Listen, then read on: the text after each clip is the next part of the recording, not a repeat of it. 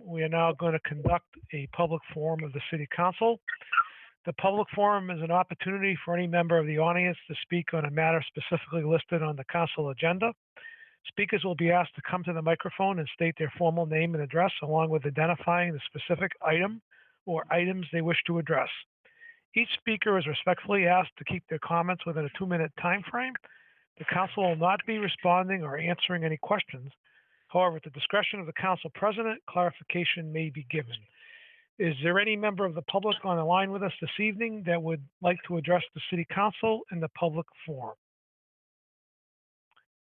And for a second time, is there any member of the public that wishes to address the City Council in the public forum? And a third and final time, is there any member of the public that wishes to address the City Council in the public forum? Hearing none, I'll declare the public forum closed. We'll now call the meeting to order and start with a pledge of the allegiance.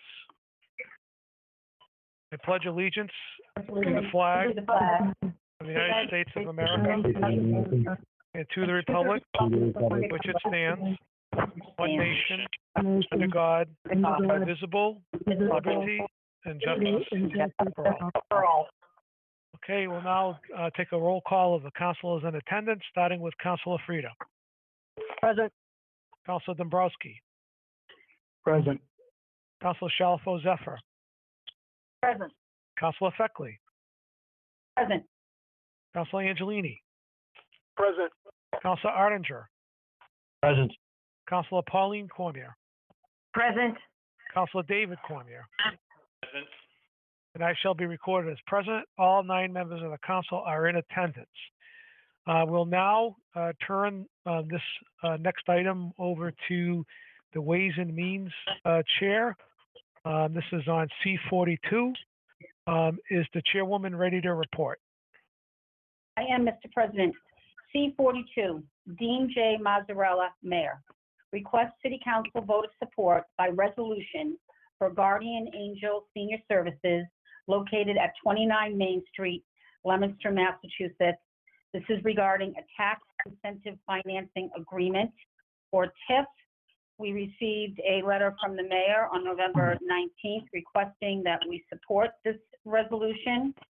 And we had it on our agenda at the last regular meeting. We further timed it as the principals were not able to attend. And is the principal or principals on the line this evening? Yes, I am. Okay, can I have your name, sir? Yep, Dan Lewis. Dan Lewis. And is it just you, Mr. Lewis? It is. And what is your title within the organization? President?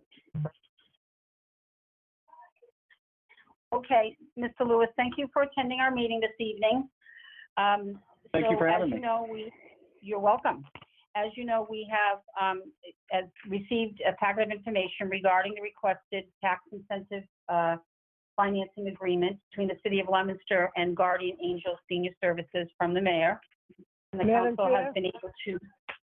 Yes. No, that's just a point of order, and you can refer to the president. We should probably take a recess to have a discussion because we're actually in session. Councilor Frida, that's a good point. Chairwoman Feckley, if you want to have Mr. Lewis speak, I'll entertain a motion to recess. I'll motion to recess. Okay, thank you, Councilor Frida. Is there a second? I'll second Councilor Angelini. Thank you, Councilor Angelini. All those in favor of going into recess for the purposes of Mr. Lewis making a presentation, please say aye. Aye. Aye. Aye. Is anyone opposed? No one's opposed. Therefore, we are in recess. And Councilor Feckley, if you would like Mr. Lewis to make a presentation on this request, please do. Yes, okay, thank you very much. Thank you, Councilor Frida, for that point of order. Mr. Lewis, so we have received, as I said, information on the package from the mayor regarding the tax increment financing agreement, and the council has been able to review it. And my understanding is that you have purchased the building Your company has purchased a building at 29 Main Street in Leominster, which has been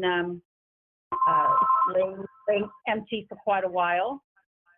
And also within your packet, one of the things that I would want you to address once you do start your presentation is that the company has indicated that they would be ready to bring on quite a few employees and contribute quite a bit to the community.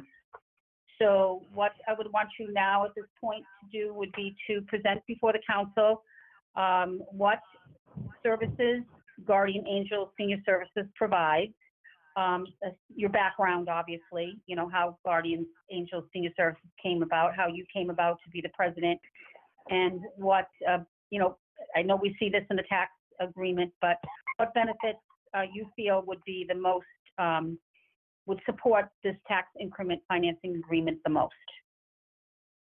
So I will hand this over to you now, Mr. Lewis. Sure, and this is my first time doing anything like this, so please forgive me and feel free to ask questions if I miss anything. But we That's are okay.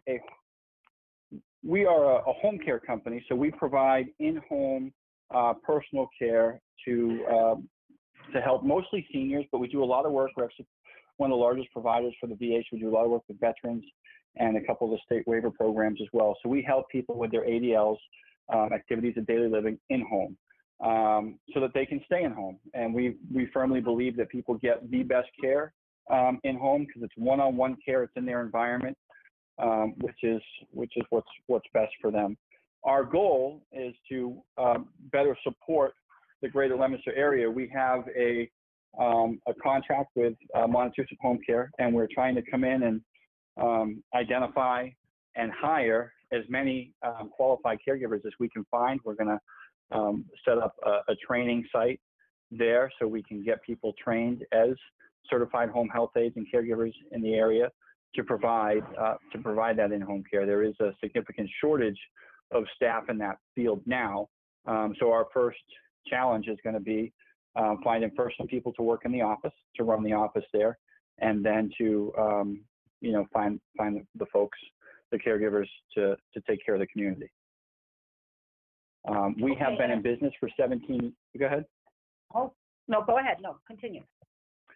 So we've been in business for 17 years. We are we're not a franchise. We're kind of a mom and pop family-run company. My wife is actually the founder of the company, and she was a caregiver through high school and college. Went on to be a project manager at a big investment firm, and said, you know what, I'm a caregiver. She went back just to being a caregiver and couldn't find a place to work where she felt like people truly cared or had the information really in the homes that the office had. So one day she came home and said, I think we can do better. And 17 years ago, we gave it a shot. We call it our first baby. We've since had 4 others and a dog. But it's been quite a ride for us. And we find that, we don't really advertise. We find just providing great quality care by finding great people out there is what drives that for us. And, we've been blessed enough to open a few offices, and this is really an area where we feel like is underserved, and we could come in and make a difference. Okay, I mean, I think that, certainly during this time and hopefully in our soon-to-be post-COVID world, you're going to need this kind of care even more. When you say you reach out to veterans and help them with their ADLs, can you explain what ADL is for us and the public? Yeah, so activities of daily living is ADLs, and it could be it could be as simple as doing your laundry, making a sandwich, up to we do personal care. We have veterans and clients who are on ventilators, so there's really not much we can't do in the home. We do a lot of hospice work. That's a calling for us, so we do a lot of hospice work. And it's if I had to guess, I would say that we probably do somewhere in the area of 1,500 hours of care a week just for veterans. Okay. And how many patrons do you have? So it's a tough question because it's changing all the time. So I don't really count that. We count hours. So how many hours of care we're providing? Because a client for us Okay. could be, you know, a 1 hour visit, or it could be in a day, or it could be 24 hours a day. Okay. So we track it based on that. We have currently about 340 caregivers on staff servicing, and we do about 8,000 hours of care a week company-wide. Okay, and all of this service in the- is done at the home, in the home? It's all done in the home. So sometimes people go to facilities and they're not the facilities, and I'm sure some folks on this call have had this experience. The facilities don't actually provide the one-on-one care. So your loved one in the facility, all of a sudden, they're a fall risk and they need a contact guard and they need somebody with them, even if it's for a short time. The facilities don't usually do that. They don't have the staff for it. They're not equipped for it. So sometimes we are hired to go into the facility to provide really in-home care, one-on-one care. All right. But that's the only Okay, time and that then- we're really in a facility. Okay, so the force of your business is basically helping people stay at home. Stay at home. Yep. Okay. All right. So one of the statements in the resolution is that Guardian Angel Senior Services will invest approximately $1,470,000 over a 5-year period and create an additional 40 permanent full-time jobs for residents of the city and the North Worcester County economic target area over a period of 5 years. Can you just give me a little bit of your plan to accomplish that? Yeah. So, you know, and I think 40 is a light estimate. We could hire as many as we can find, really, because there's such a great need out there. So the biggest challenge, and one of the reasons why we had started looking at this process is just because I was looking for help from the state to try to figure out how do we find the people, and is there a resource out there to find the people so that we can train them and get them to work. And that's when they told me about these different programs. But so that's our first goal, is I got to get the right people in that office. So we got to fit out the office, get some training equipment set up, and start recruiting. And as soon as we can find those people and get them through the program, we already have work for them. It's just a matter of, it's a big upfront investment for us to open the office, get the space. We really were looking to rent, but we found this building. It was, it's been empty for a long time, so it does need a lot of TLC, but we still think the bones are great. We love the downtown. We're excited to be there. And I think that, I've already see that there's been stuff going on downtown, and I feel like it's going to be a great, thing for us to be there. We really want this building to kind of be, something we can be really proud of, and make it so that people want to come in there and be there. Yeah. Well, it's certainly a great location. When do you plan on when do you think you'd be able to open? So that's a great question, and we're still trying to figure stuff out. So we just got into the building, and I think that we could probably get ourselves in there. I'm hoping in the first quarter of next year, and at least get started. I've already got some staff that are going to start coming up and just spend a day here and there once we get the internet and some desks set up so that they can start the recruiting process in the area.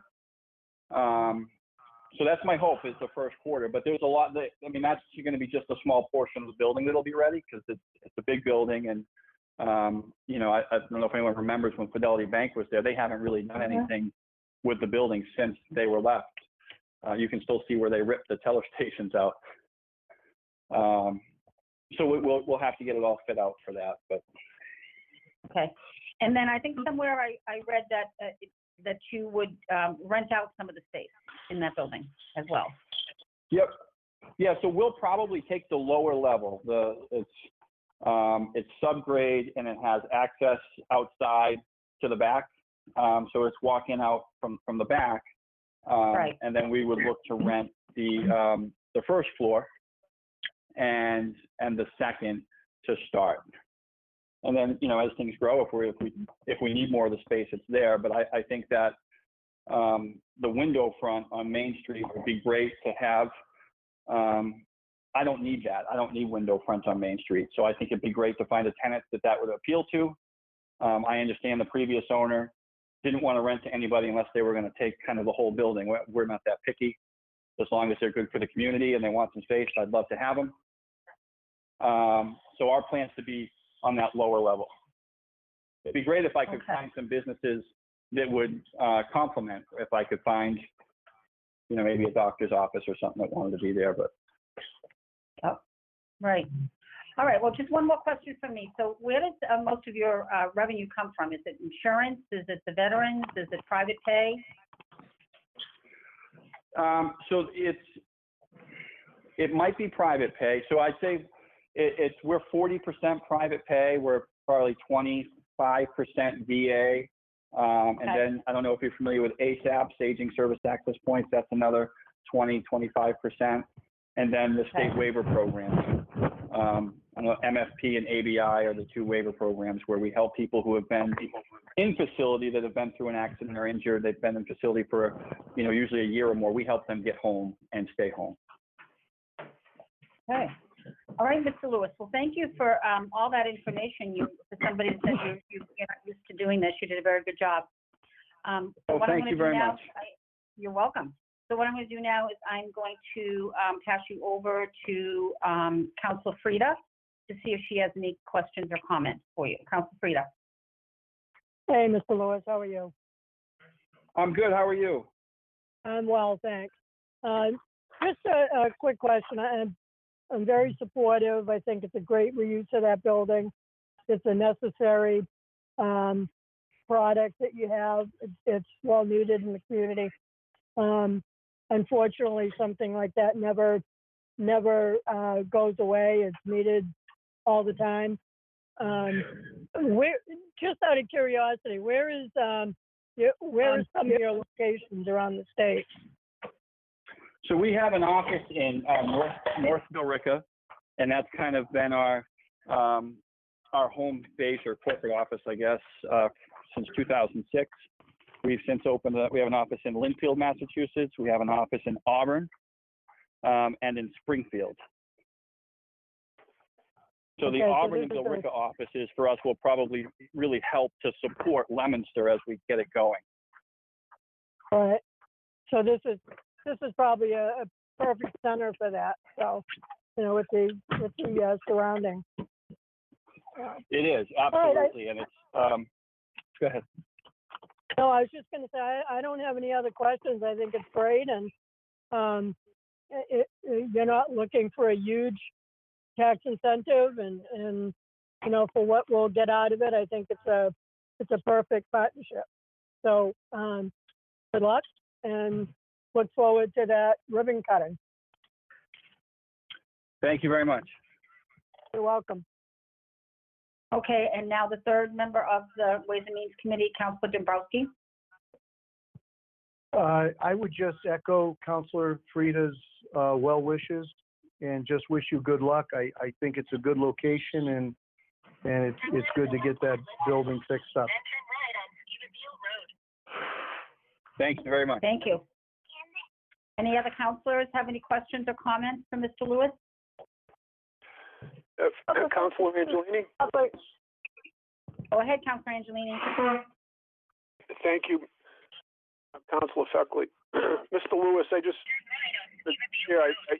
recognize there is an unmet need for your services. I have a dear friend who was trying to provide 24-hour care for mom, and they were often struggling with the slot.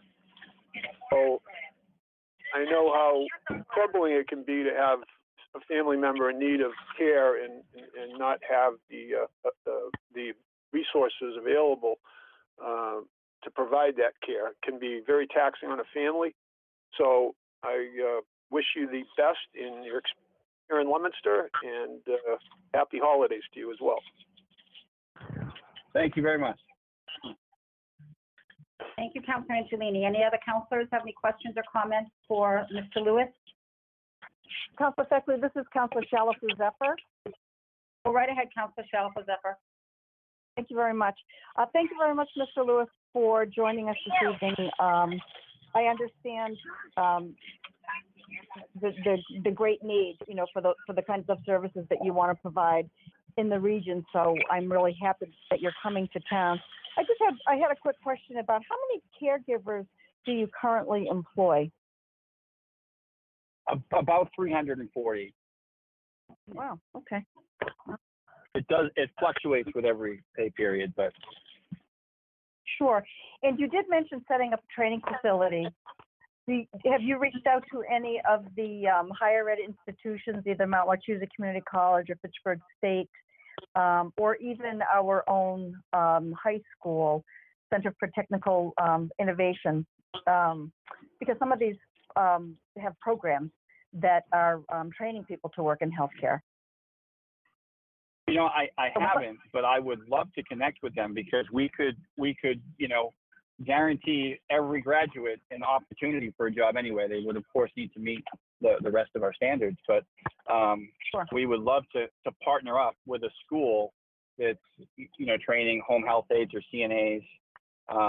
We've had trouble successfully doing that in the past. A lot of times folks from these schools, they want to go work in a hospital, but we would love to partner up and even just come talk to them during their class about what it means to be in home care and the differences.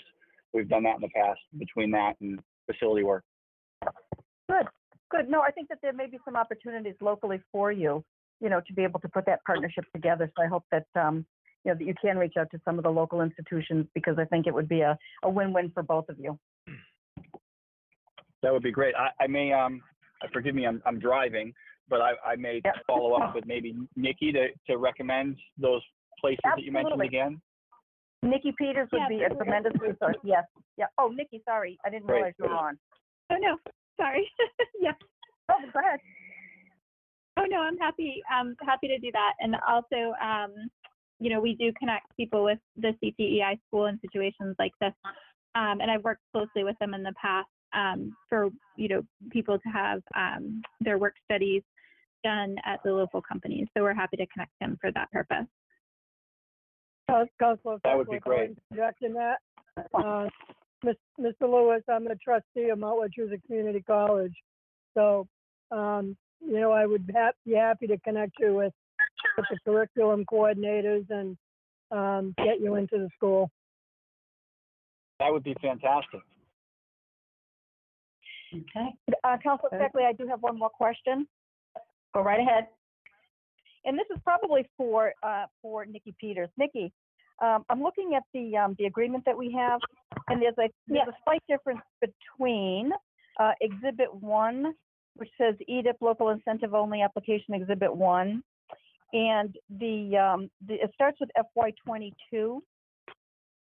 And then on the last page of the agreement, the fiscal year, the starting year is fiscal 21.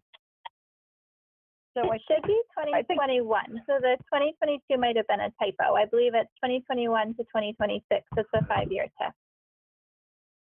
2021 to 2026, 21, 2, 3, 4, 5. Okay, that just needs to be, that just needs to be corrected. I'm sure it's a typo. I'm not sure which one is the correct one. But if you could just make sure that that's fixed, Absolutely. that'd be great.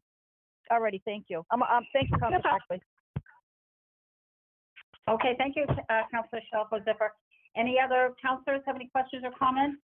Yes, Councilor Feckley, this is Council President Bodanza. Go right ahead, Councilor Bodanza. Thank you, Councilor Feckley. Mr. Lewis, I too understand the great need for these types of services in the community, and obviously, as an aging population, we certainly will benefit locally and beyond from the type of services that companies like yours offer. So it's great to have you locating in our community. My question is, what types of things will this money be invested in with respect to the building? What types of improvements are you going to make? Yeah, so that's some of that, to be honest, we're still figuring out as we're getting through the building and figuring out what needs to be fixed and what needs to be replaced. I expect that we're going to have to replace the HVAC systems. Where they put in an elevator a few years back, and they just ripped walls and left them half hanging open. So we're going to have to go in and do a lot of just fitting out and pulling out walls and cleaning up, which I'm sure will come along with more. Like there's all Romax in the building. I don't think we can have Romax. So as we go, we'll have to replace that stuff like that. And then we'll do individual fit outs for us. We're going to need to have hospital beds and Hoyer lifts for training purposes and things like that. So the majority of it is the building requires some updating, it sounds like. Yeah, the parking lot we'll have to get to. I'm still trying to figure out how much of the parking lot we own, to be honest. I'm going to have to get a survey. There's some discrepancy, and I didn't get anything from the previous owner in terms of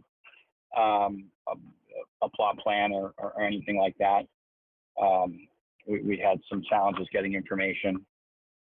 Well, it's encouraging to know that, you'll be making this investment in that structure, and obviously that's going to go a long way to, investment attracts other investment in the community, and certainly we'll be happy to have you updating that building, not only providing the important services you do, but also increasing value in our downtown area is a good thing.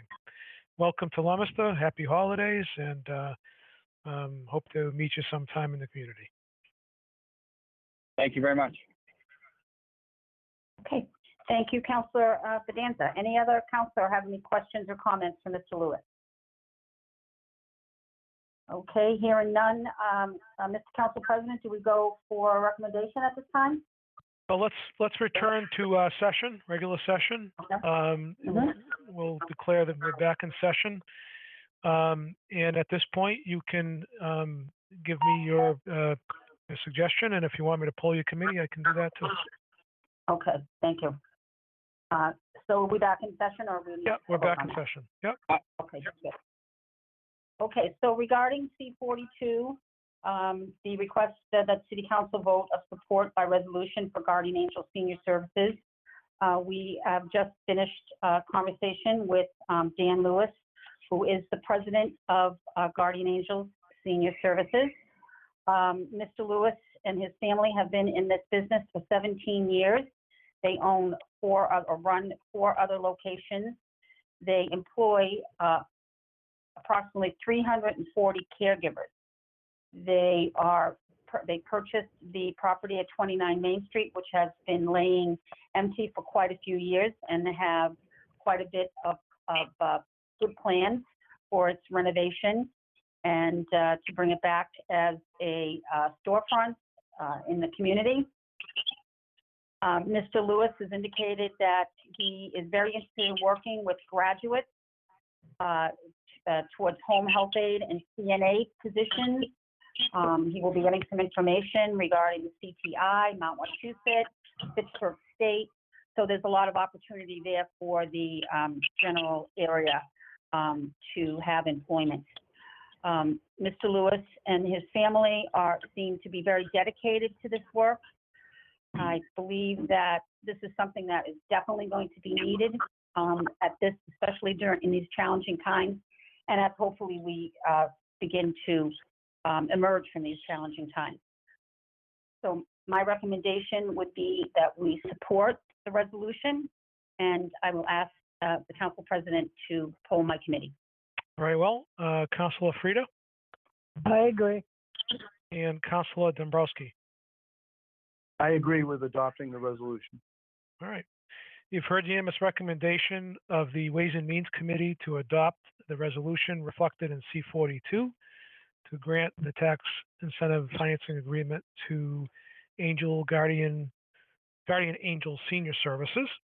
Is there any further discussion? Hearing none, this will be by roll call vote. Councilor Frida? Yay. Councilor Dombrowski? Yay. Councilor Shalfo Zephyr? Yay. Councilor Feckley? Yay. Councilor Angelini? Yay. Councilor Ardinger? Yay. Councilor Pauline Cormier? Yay. Counselor David Cormier. Yay. That shall be recorded as yea by a vote of 9-0. C42 has been granted. Congratulations, Mr. Lewis. Thank you. Thank you all.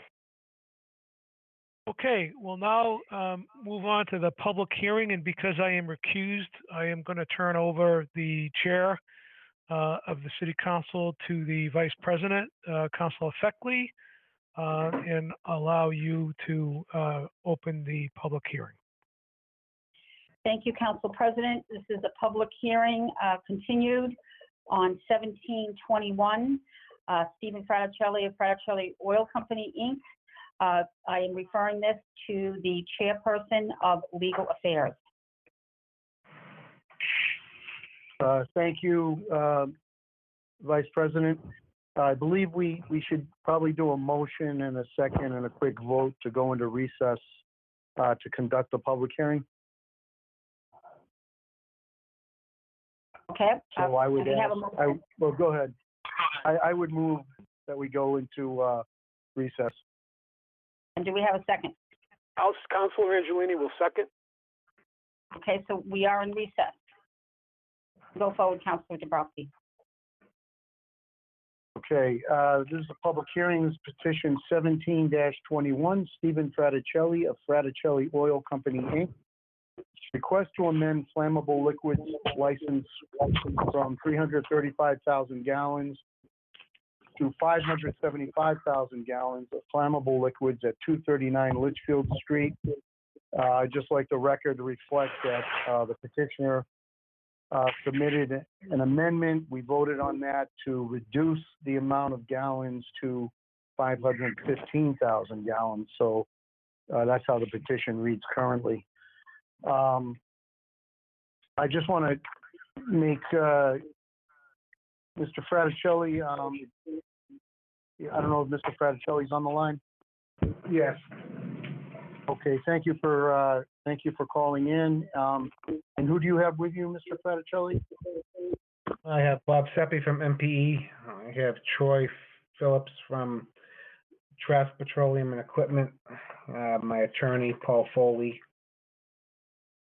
Okay, and I just want to make sure, is the fire chief on the line? Yes, the fire chief's on the line. Hi, Chief, thanks for calling in. And I think we had a couple of independent consultants. Mr. Michael Nicoloro. I am on the line. Okay, thank you for calling in. And Councilor Cormier, I think you had arranged for another consultant to call in. Could you inquire? Yeah, Mr. Carl Kozlowski from Rybeck Engineering should be on the line. I am present on the line. Okay, great. Thank you. Thanks everyone for calling in. We did receive an email late this afternoon. I got it at 3:21 p.m. I'm not sure how relevant it is, but I will read it into the record. This was in response to a request from the city clerk. It's from attorney Brian Riley at Copeland and Page. It's dated December 21st, 2020. Hi, Caitlin. In my opinion, based upon my review of the revised ordinances, there is no current binding method to make an applicant pay for such a consultant, and such would require a specific ordinance. The relevant licensing statute, General Laws, Chapter 148, Section 13, does not make any reference and independent consultant review. There is a statute that is typically used for imposing such a financial requirement on an applicant, namely General Law, Chapter 44, Section 53G. I note initially that the city code states that 53G was accepted in 2005, but this is not a local acceptance statute, and it is already in effect under its express terms. The statute begins as follows, notwithstanding Section 53, any city or town that provides by rules promulgated under Section 9 or 12 of Chapter 40A, Section 21 of Chapter 40B, Section 81Q of Chapter 41, or Section 31 of Chapter 111, or by rules promulgated by a Conservation Commission established by a city or town under Section 8C of Chapter 40, when implementing the authority conferred under Section 8C of said Chapter 40, Section 40 of Chapter 131. Wow. Or under any local wetland ordinance or bylaw or by rules promulgated by any municipal permit or license granting officer or board when implementing authority conferred under any statute, ordinance, or bylaw for the imposition of reasonable fees for the employment of outside consultants may deposit such fees in a special account. This language authorizes rules of the ZBA, Planning Board, Conservation Commission, and/or Board of Health to provide for the use of third-party consultants for designated projects or permits, and to require the applicant to pay for it. Such payments are held in a special account. The Planning Board has a provision for this in its subdivision regulations as stated in the underlined phrase above. However, other municipal licensing boards or departments only have this authority if provided by statute, ordinance, or bylaw. The council is the licensing authority for Chapter 148, Section 13, flammable material storage licenses. But in my opinion, there is no statute or ordinance that would provide this authority. A specific ordinance could adopt this authority, but at present, the council does not have this authority without an ordinance. I would also add that while the applicant might be willing to make a gift of funds to pay for such an independent consultant, if the payment is actually made as a quid pro quo in order to get the amended storage license, it is really not a gift or grant pursuant to General Law, Chapter 44, Section 53A. We have run into this issue in recent years with marijuana host community agreements, where the proposed business agrees to make an annual donation to the municipality as part of the HCA. DOR has stated that this is not a gift. It's contained in such an agreement that was executed as part of the municipality supporting the business application to the Cannabis Control Commission. I do see this as a significant expansion of the current propane storage license. Perhaps the fire chief is aware of inspectional services of the state fire marshal that could serve the purpose of having an independent consultant review the proposal. And it's signed Brian Riley, attorney at KP Law. My understanding from reviewing my notes is that this is not applicable for a couple of reasons. Number one, the authority is conferred to us and the fire chief in the fire code. I believe that was referenced by the applicant's attorney at the second public hearing. Secondly, the applicant has agreed to do this, and thirdly, the applicant will be paying the independent consultant directly, at least according to the conditions that have been drafted at this point. But I would ask Attorney Foley, my memory is that you had read this previously into the record at the second public hearing, but I just ask if you could opine on this again.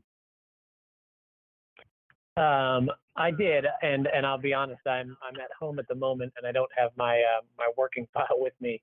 But there was the code specifically contemplates that the fire department would be able to get an independent analysis.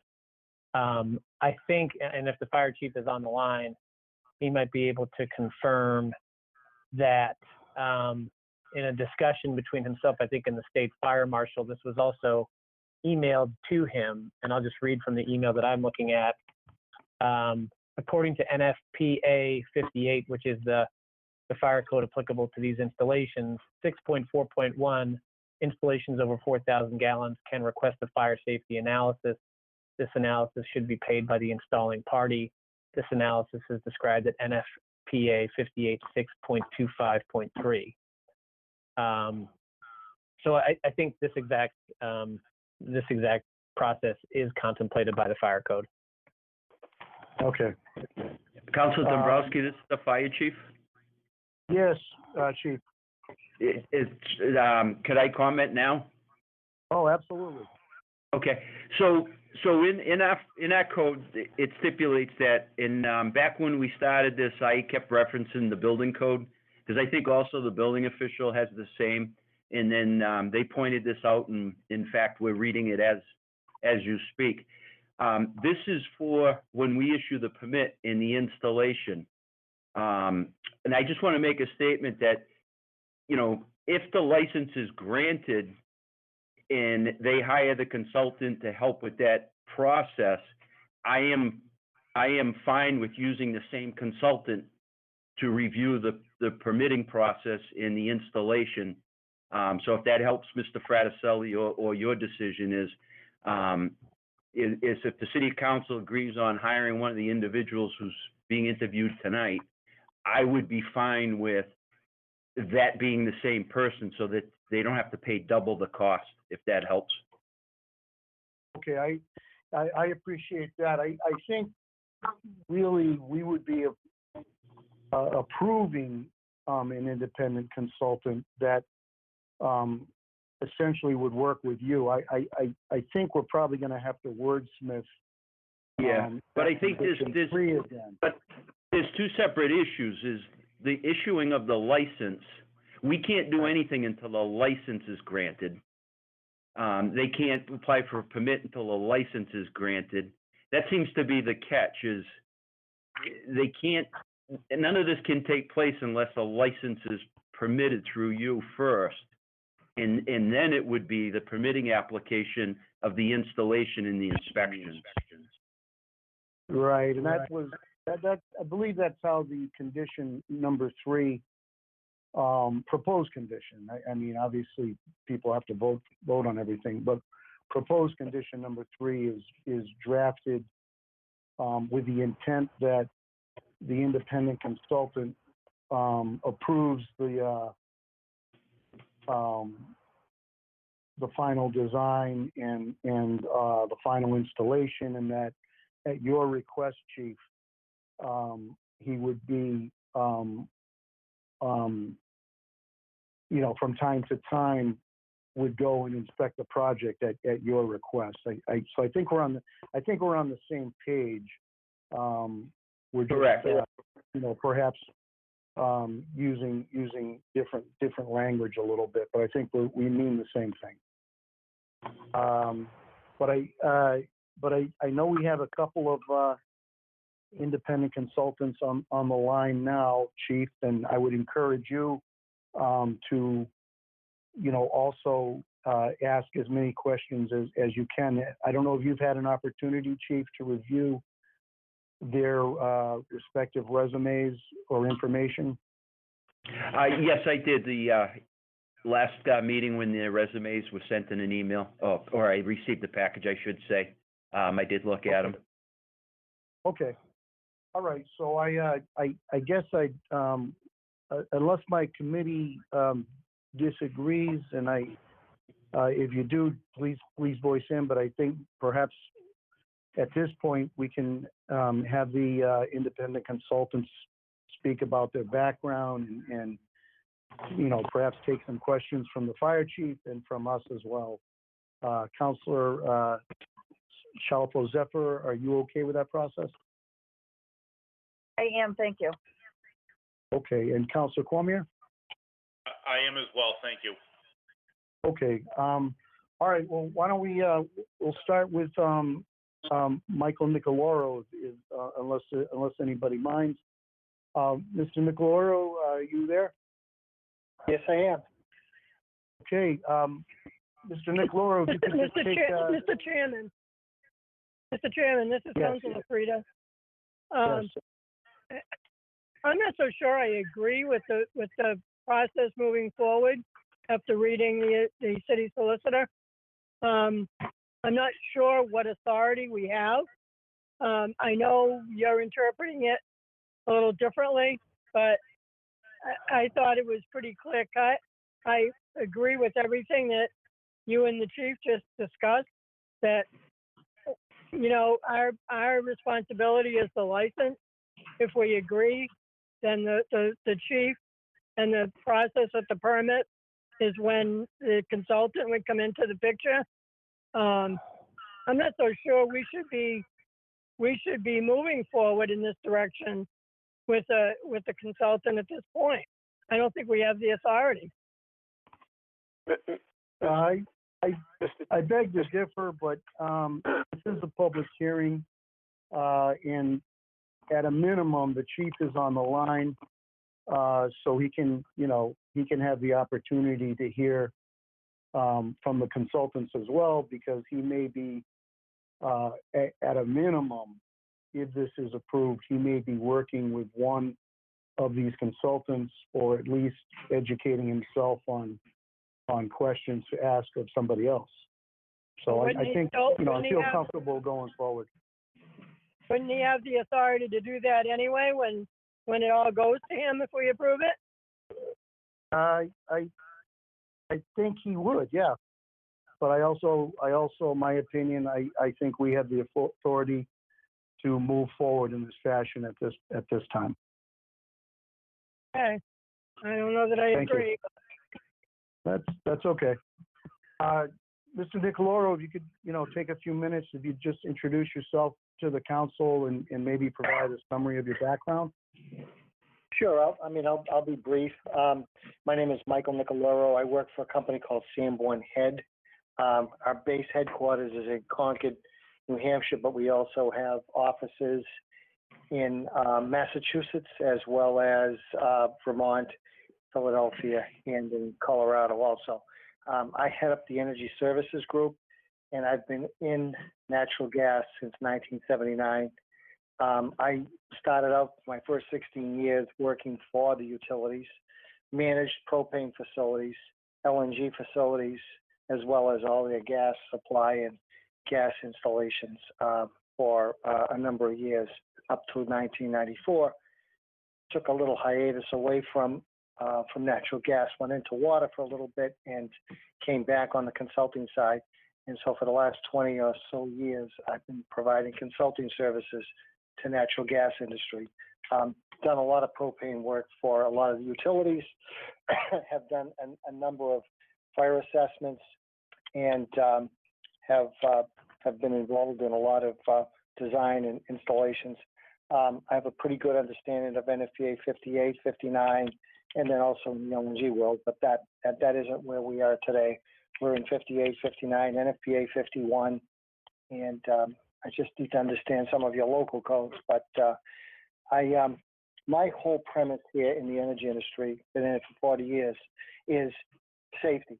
If it ain't safe, I don't touch it. That's what keeps my business vibrant. If it's not safe, the business goes away. So I am hell-bent on making sure that safety is abided by.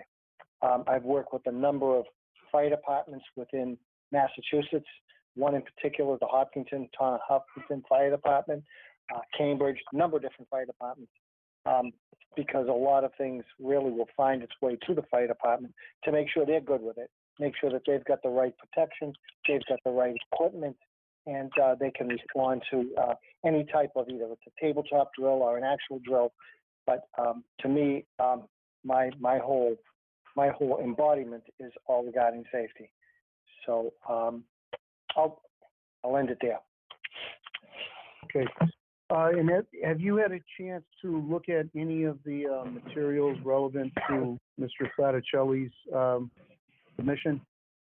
Yeah, I'm looking at one right now, which I have up on my screen, where they're proposing 2 underground 30,000-gallon storage tanks. They're proposing 2 proposed 30,000 for the future, another 1,000-gallon, which is for probably filling propane cylinders, similar to what they do at BJ's and other places.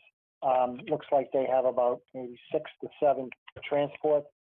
And then they have an area where, the used propane tanks that they fill and they take are stored.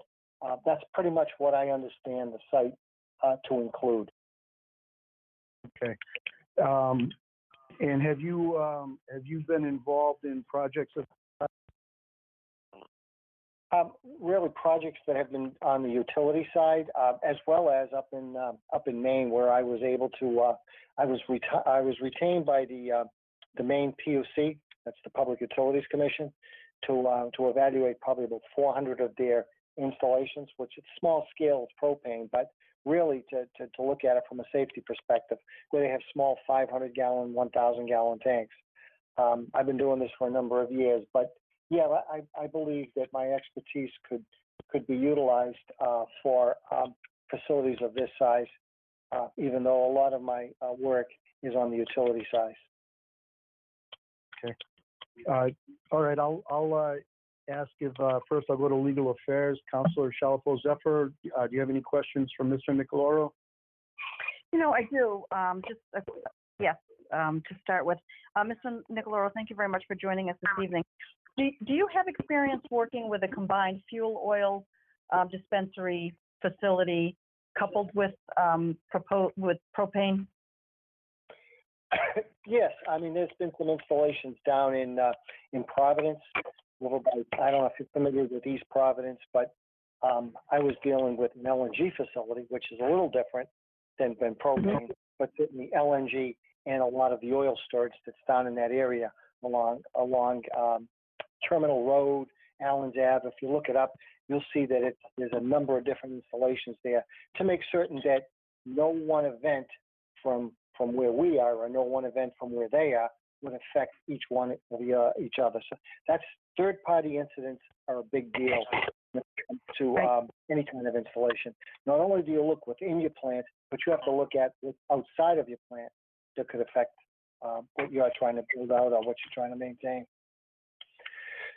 Right. And in your consulting, have you had blast maps done?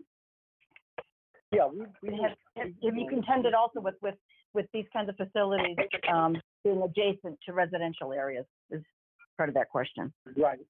In other words, you've probably been you probably understand the word levy, which if you put a flame on a propane tank, could be a cylinder in your backyard, and so when you have that boiling liquid occurring, those things will certainly have an impact on whatever's nearby. So yes, we do a lot of those types of analysis. We have software that does it, and I'm certain that the counterpart, the other individual that is also looking to speak tonight has this probably similar experience. So I'm thinking that either way, whichever way you go, you're going to get a good audit. Okay, thank you very much. Okay, any other questions, Councilor Zephyr? Not at this time, Mr. Chairman, but I may come back with questions. Thank you. Okay. And the other member of Legal Affairs, Councilor Cormier, do you have any questions for Mr. Nicolaro or observations? Yes, thank you, Mr. Chairman. So, Mr. Nicolaro, as you can imagine, I think the big issue with this project obviously is the location of it, and the dynamics. So, my question would be, and I think you kind of touched upon, the residential aspect. I don't know how common it is to see a facility, with a 500,000 gallons of flammable so close to a neighborhood, and what safety measures you would put in place and what your experience is with that, along with that coupled with being so close to a busy road. The storage is what I feel is very close proximity to a busy road. And, on the backside, you have high tension power lines. So, in your experience, have you ever dealt with all of these dynamics, including the high tension power lines and how they may affect a facility like this as well? Yeah, no, that's a really good point, and there are things that I have dealt with that where you had like existing installations. It could have been LNG, it could be propane, and before the codes were written, these facilities were installed, and then zoning allowed people to build around it, and so they were able to coexist.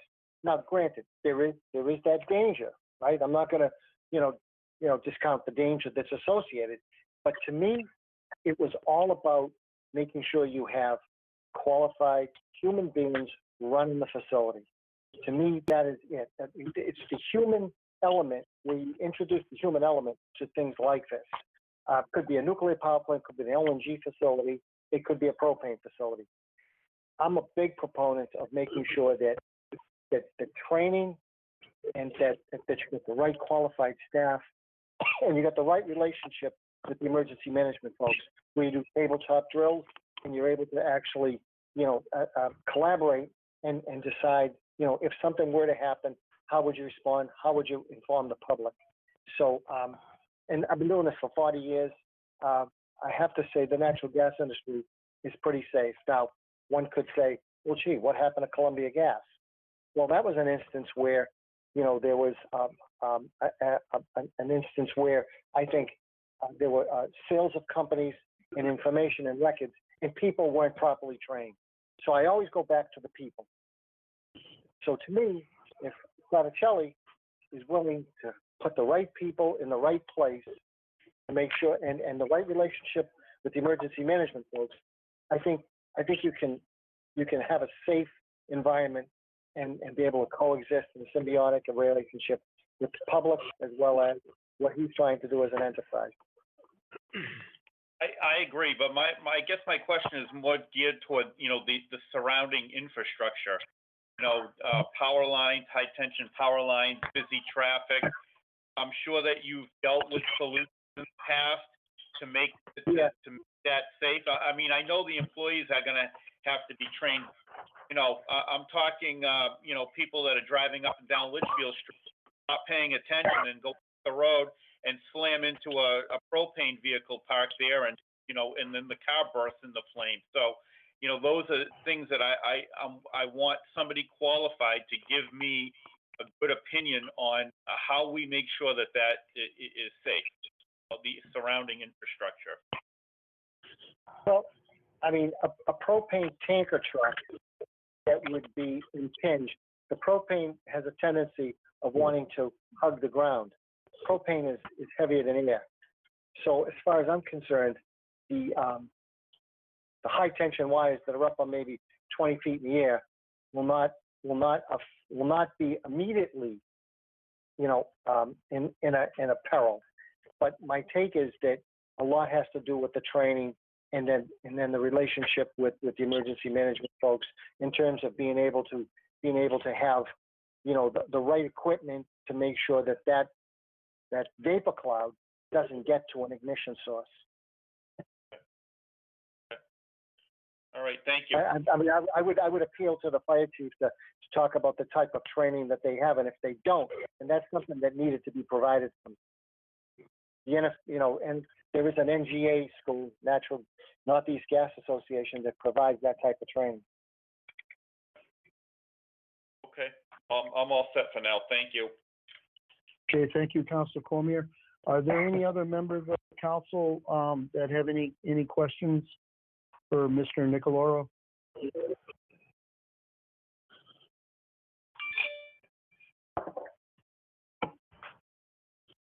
Nobody? Okay. Chief, I don't know if you have any questions at this time? No questions at this time. Councilor Cormier's question, it is to Mr. Niccoloro, is the big issue down here is the sensitivity of the neighborhood. So if you're hired or whatever, it's addressing the council's concerns of that type of a business in that location is the big sticking point. And have you had, I guess it will be a question, is have you, besides North Providence, is there anything in Massachusetts that is similar to this location and that you've dealt with? In Massachusetts, I mean, it's not propane, but it's liquefied natural gas, which is a flammable substance. And I don't know if you know the chief out there, but it would probably be worth speaking with him because we have something very similar. Where is this? I'm sorry, it will cut it. Hopkinton, Massachusetts. Yeah, Hopkinton. So Hopkinton has the big compressor for the gas pipeline. Have you dealt with that at all? Yeah, I've dealt with that, and I've dealt with their 3 billion standard cubic feet of natural gas in the form of liquefied natural gas, where land was now zoned for residential, and they built a residential community around it, and they want to understand, what the impact would be on them if something were to happen. So I'm kind of mediating between Eversource and the town of Hopkinton. Okay, thank you. Yeah, you may want to talk to Chief Slayman. Okay, thank you. Okay, thanks, Chief. And I understand there's another consultant on the line, Mr. Kozlowski. Yes, I am here as well. Yes, thanks. Thanks for calling in as well. If you could introduce yourself, sir, and maybe just give us a quick background on yourself as well. Sure. Again, I'm Carl Kozlowski. I'm with the president and owner of Ryback Engineering, which is here in central Massachusetts. And we are a strictly fire protection related consulting firm. So our experience focuses on the fire protection world. We handle approximately 220 fire protection related projects annually. And that's overseen amongst 3 engineers, 7 designers, and office staff. So our experience is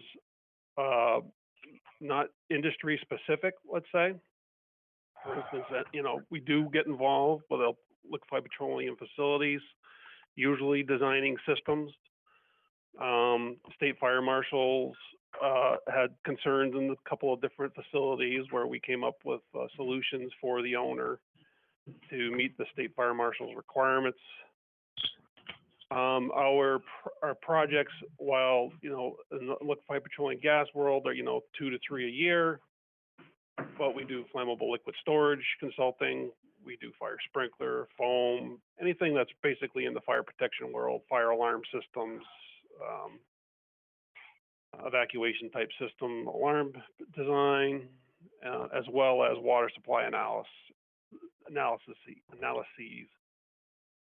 Our clients include contractors, owners, architects, municipalities, with wastewater treatment plants,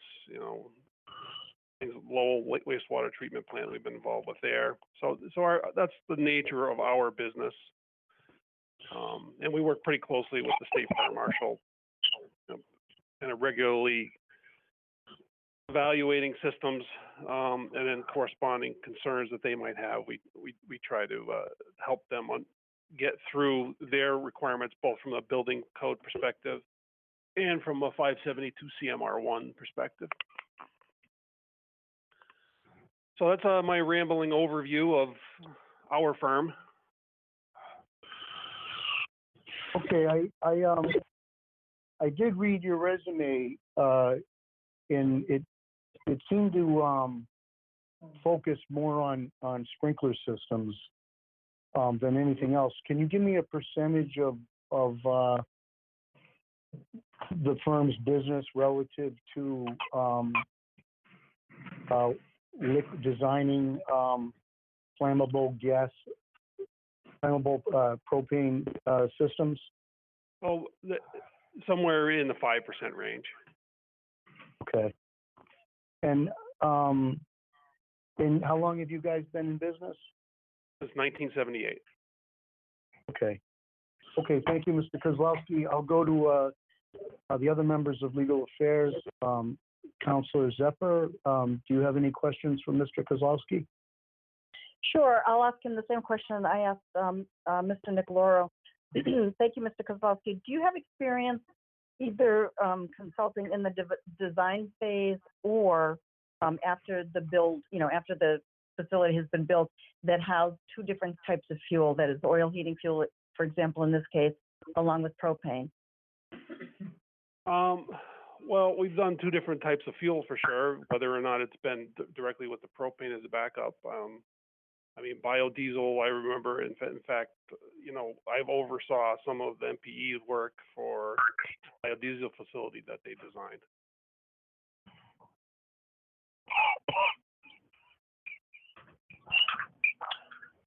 And then how about in consulting in terms of fire protection systems for facilities like this that are located close to homes and a busy street? The most pertinent one that I can think of, I mean, the most recent one I did was in an asphalt facility, and it was extremely remote and not next to any development.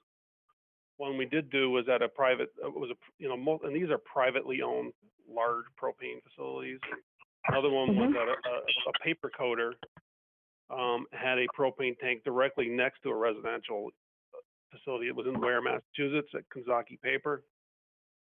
So we designed exposure protection systems for that facility. Okay, thank you very much. Okay, thank you, Councilor Shalfo Zephyr. I'll go to the third member of Legal Affairs, Councilor David Cormier. Do you have any questions for Mr. Kozlowski? Thank you, Mr. Chairman. Yeah, just to echo some of the same, Mr. Kozlowski, I know that you've reviewed all the documents, and once again, the issue here is the proximity to, a busy street, and the storage so close, and the infrastructure around is what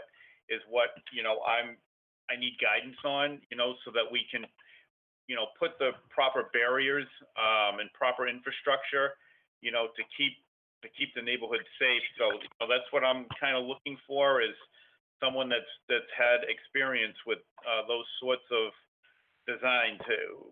Have you ever seen a facility like this so close to the neighborhood, busy street, and other infrastructure like high tension power lines, and come up with solutions for safety in those areas? Yeah, and as I mentioned, the one in Ware most closely resembles this issue.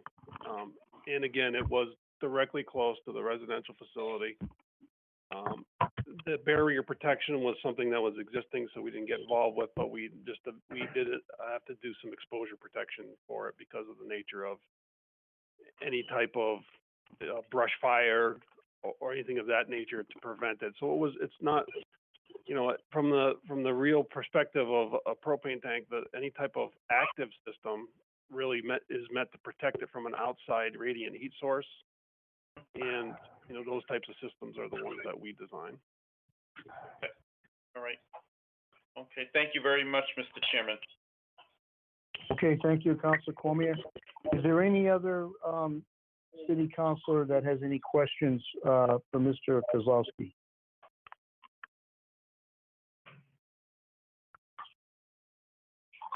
Okay, seeing none. Chief, I would give you the same opportunity, Chief. If you had any questions or comments or concerns for Mr. Kozlowski? Sure. It'd be a two-part question. One is in Ware, what was the gallonage of the tank that was used at the paper facility? And have you ever had, in Ware, was there experience with the type of trucks that were delivering to that facility, and the amount of daily, truck transportations that would go to that facility on a daily or weekly basis? No, it was very consistent in terms of the truck delivery, because it was on private property and they had standard delivery for that.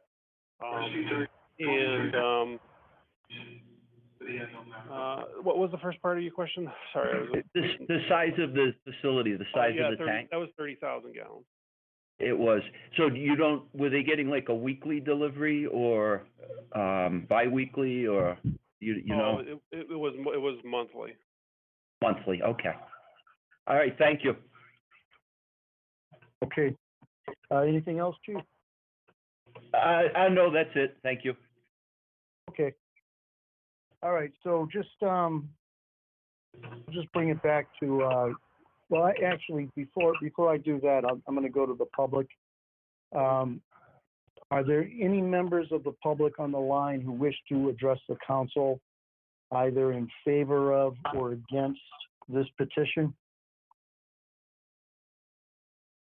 Second time, are there any members of the public who are on the line that wish to address the council either in favor of or against this petition? Third and final time, are there any members of the public who are on the line that wish to address the council, either in favor of or against this petition? Okay, seeing none, I'll just do some quick subcommittee work, Madam Vice President. I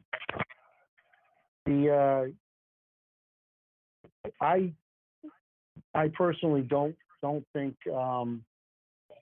Attorney Riley's letter is relevant. I think the authority is in the fire code, but you know, obviously the letter was sent this afternoon.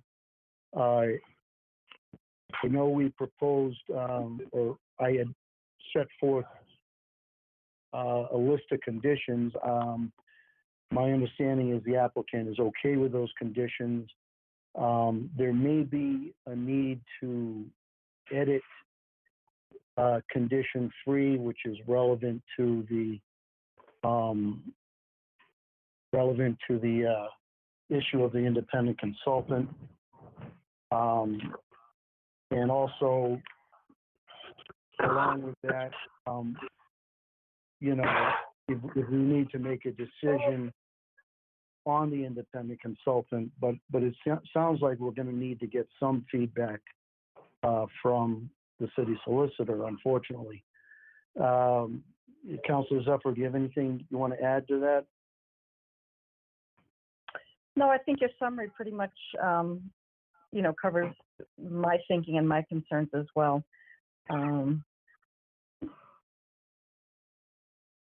Okay, I think we do need, Councilor Cormier? Yeah. Go ahead, I'm sorry, I didn't mean to interrupt you. I was just going to add, I agree with you that we do need to get some more feedback from Attorney Riley. I just got it very late this afternoon, as you did, and read the opinion, but just want to go, you know, have a few questions for him in terms of how the conditions would be written. So I think we're in agreement. Okay, and Councilor Cormier, your thoughts? Yeah, thank you, Mr. Chairman. You know, even, Mr. Chairman, even before we got this opinion today, you know, there was a thought that I had on my mind that I was going to mention this evening, and it was relevant before this opinion, and I think it's still relevant now. Since I've been on this council, I think, you know, there's only been one consultant, you know, that's sort of worked for the city council that I can clearly remember. And, you know, it kind of got ugly. And I think we all remember that when we were doing the zoning.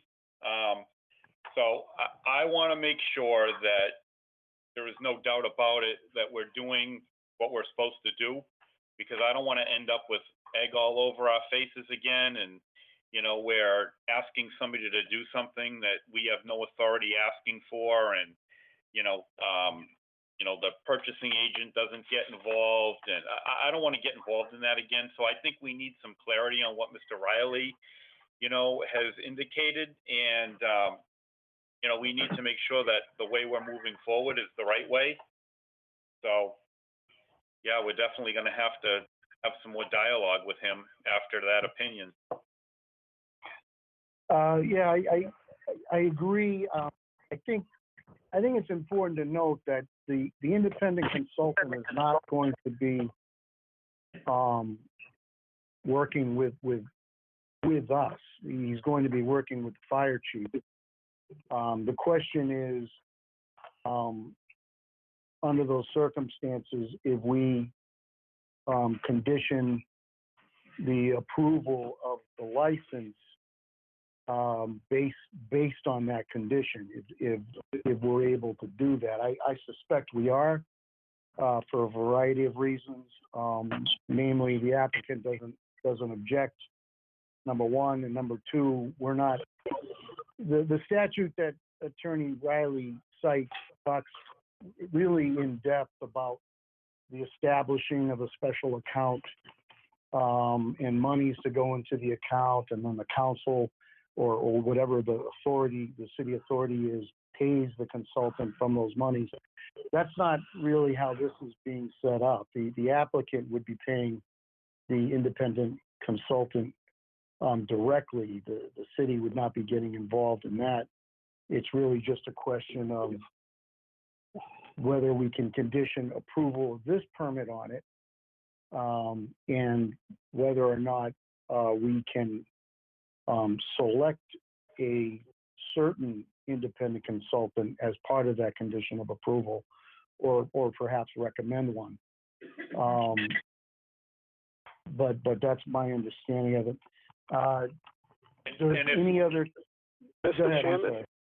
Mr. Chairman, if there was obviously, some issue that Mr. Riley's letter has any relevance to it, then we'd be in a situation where, I believe we'd be in a situation where we would have to, go to the mayor, and he'd have to make an appropriation to the city. I mean, or it may send an appropriation to us, and we'd have to approve it, in order to have a consultant working, on behalf of the project. I mean, those are the only other options, especially if that letter has any relevance to it, unless. Yeah, I guess again, we're not.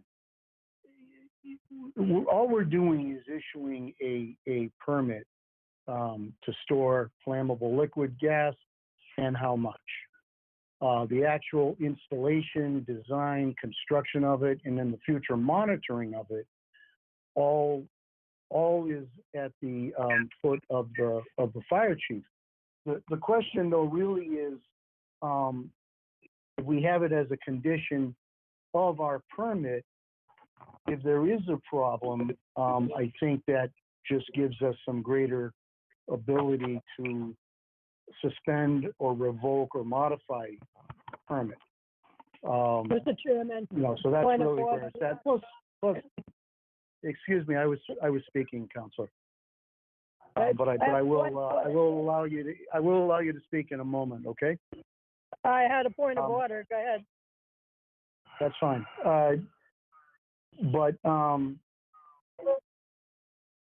having said that, that's really where it lies. And again, this is all very new, not only to us, but to the fire chief as well. Councilor Frida, your point of order. My point of order is that this is not a permit, it's a license. And Oh, he's okay. looking to amend the license, not Okay. looking to us for a permit. We have no authority. You're right, it's a license, not a permit. Was there more to it? Nope, that's it. Okay, Councilor Angelini, I thought I heard your voice. Thank you, Mr. Chairman. First of all, I don't want to make this any more complicated than it already is, but I share the at-large councilor's concern that you raised earlier in the meeting. I, too, had some doubt about standing legally on terra firma after reading that legal opinion, and I had the same thought as Councilor Cormier, but a little bit differently. Obviously, like I said, for me, speaking for myself naturally, is that I was looking to get a summary report before we voted to issue the license, because I think once the license is issued, it obviously is out of our control, and at that point we sort of lose our ability to weigh in on it. So the only other option it appears is viable would further time, send a request to the mayor in the interest of public safety, asking for funding, appropriation that would allow the council to clearly hire an independent consultant to review this project and issue that summary report, which would allow us to vote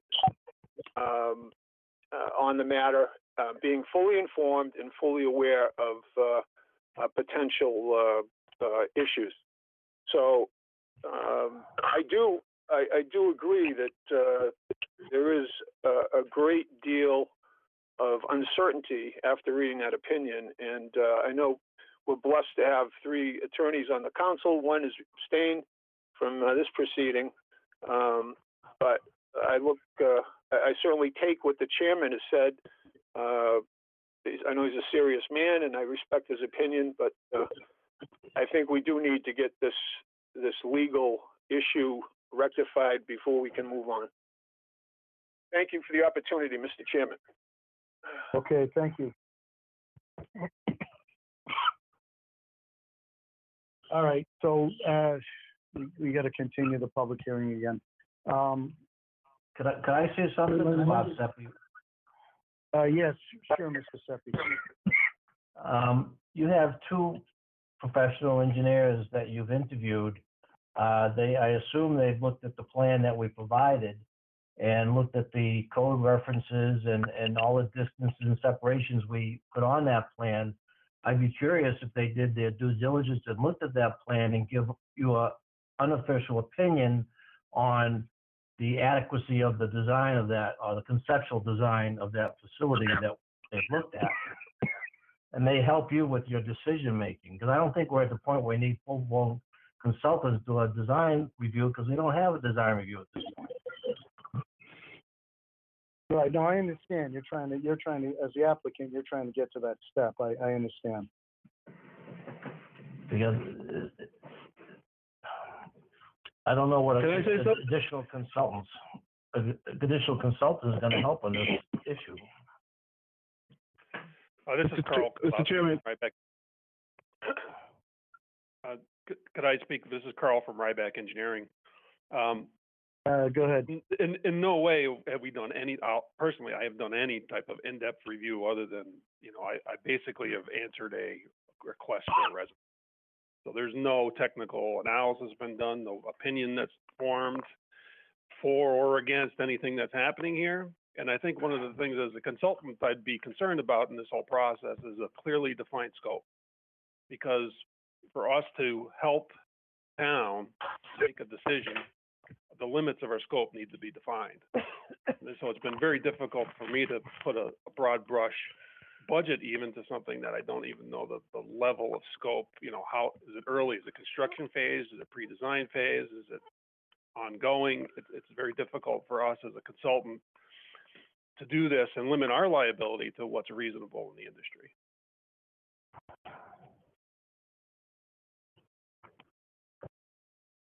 Okay. All right. I'm gonna just bring this back in this.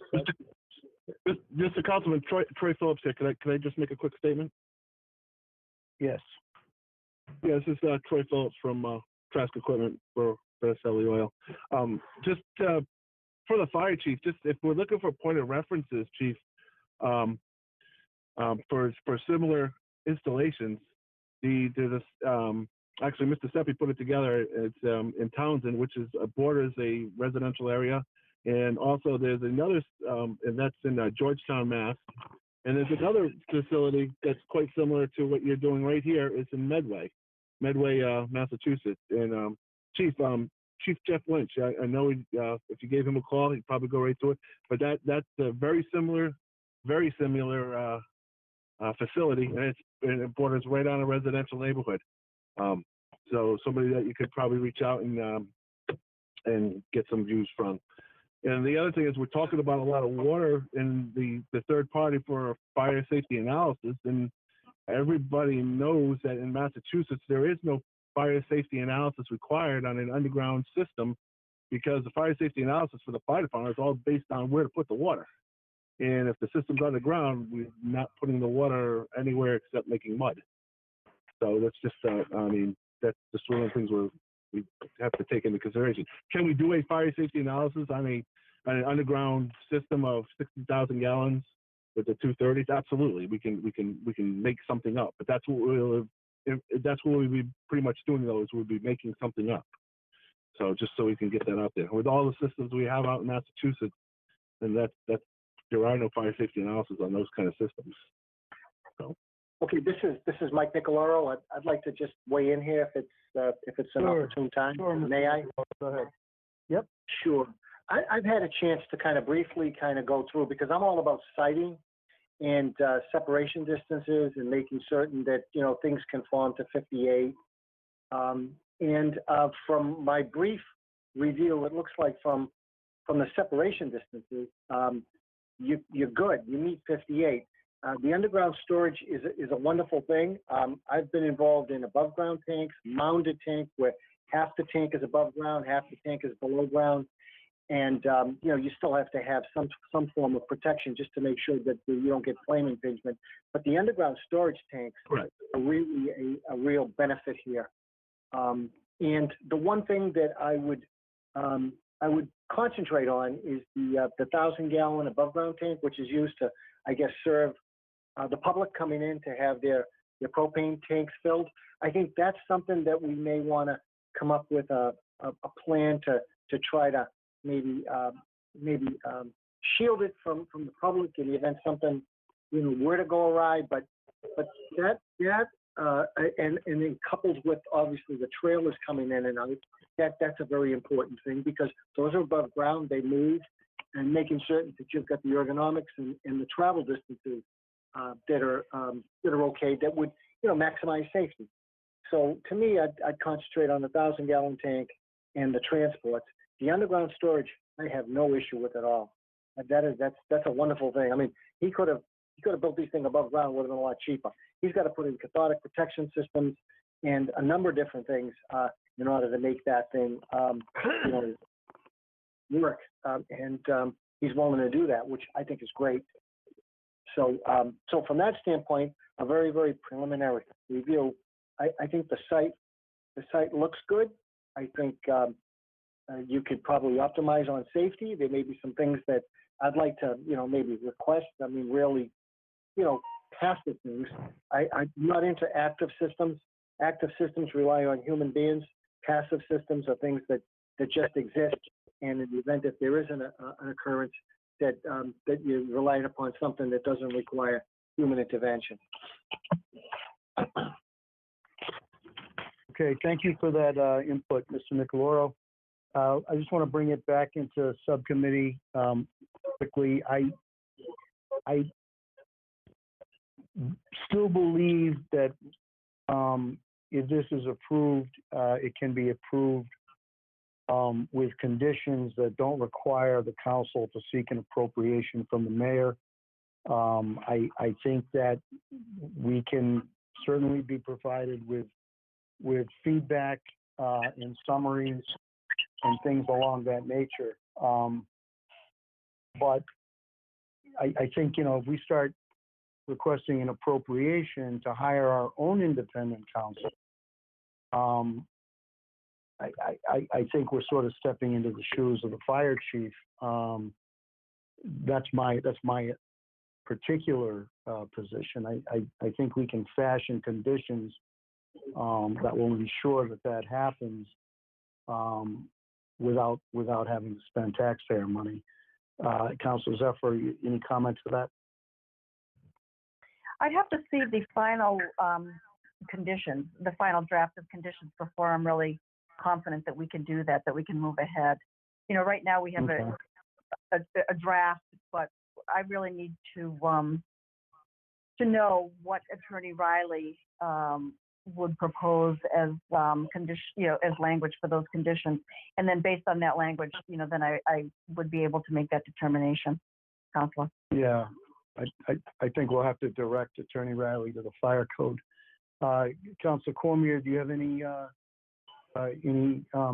comment to what I said? Oh,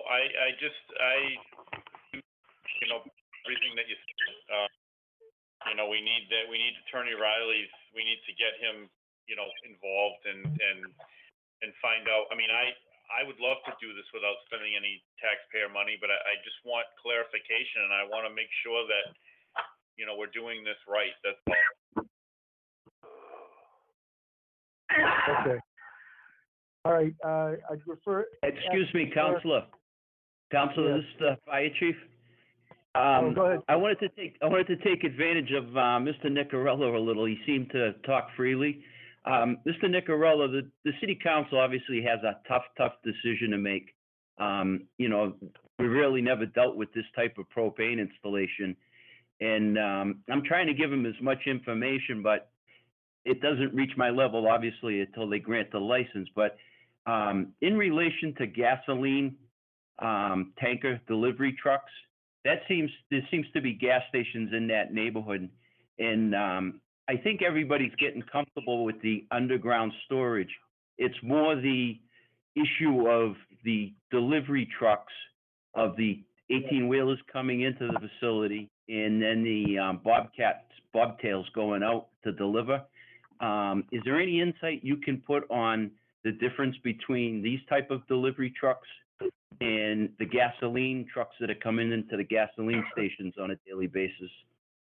Sorry if I put you in a position, but No. That I appreciate that, because there is a fire safety code, and I'd be more than happy to send it to you. It was written in 2006, but it still applies, and it goes to the fire safety analysis of propane facilities. It was written by a guy by the name of Fani Raj and Ted Lamoth from NFPA. It's a really good book and a good reference. But really, I will speak to the bobtails and I will speak to the delivery trucks, because those are the things. They're in transit, right? So we know those things are, they're vulnerable, right?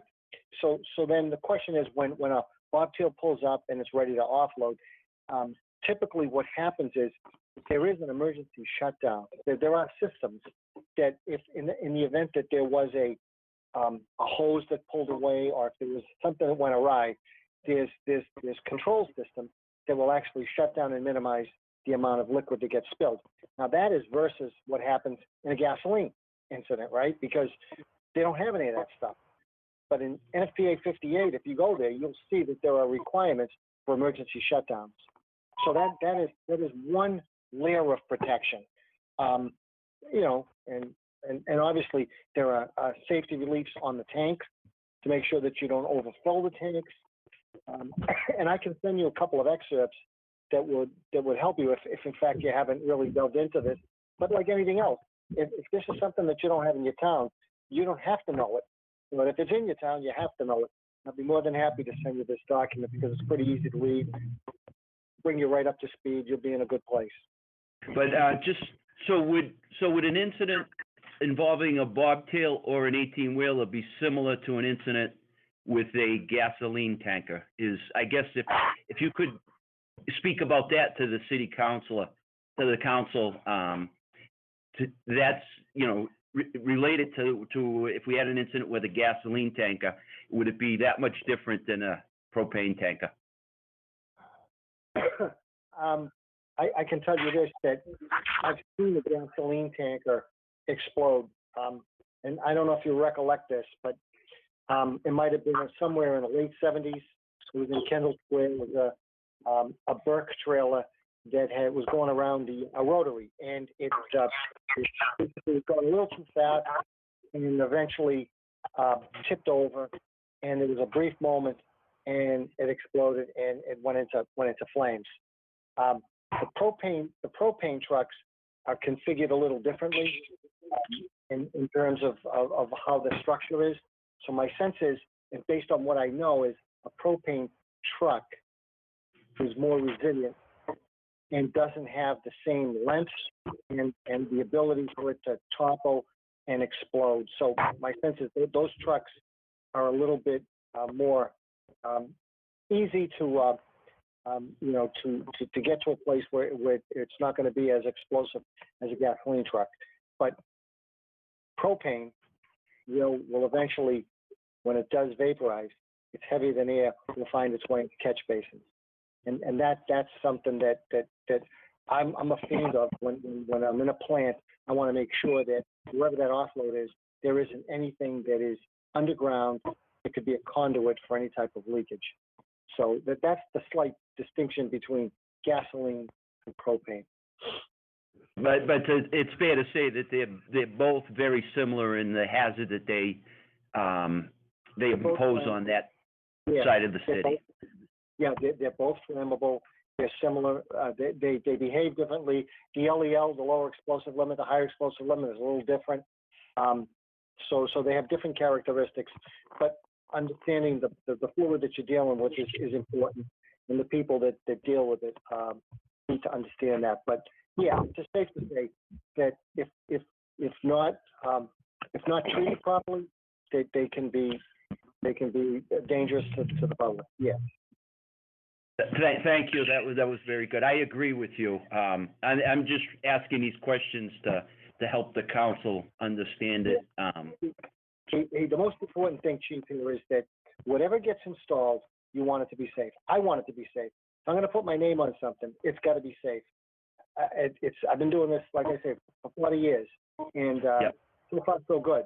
And I am. And it's safe to say that the transportation, the DOT regulates the tanks, the delivery tanks of the bobtails and the 18-wheelers. That's a very heavily regulated industry in those tanks. Yes. Correct. Yeah. And I agree with you. Yeah. It's to me the collaboration between whoever is going to operate in that plant with the fire department and having trained operators.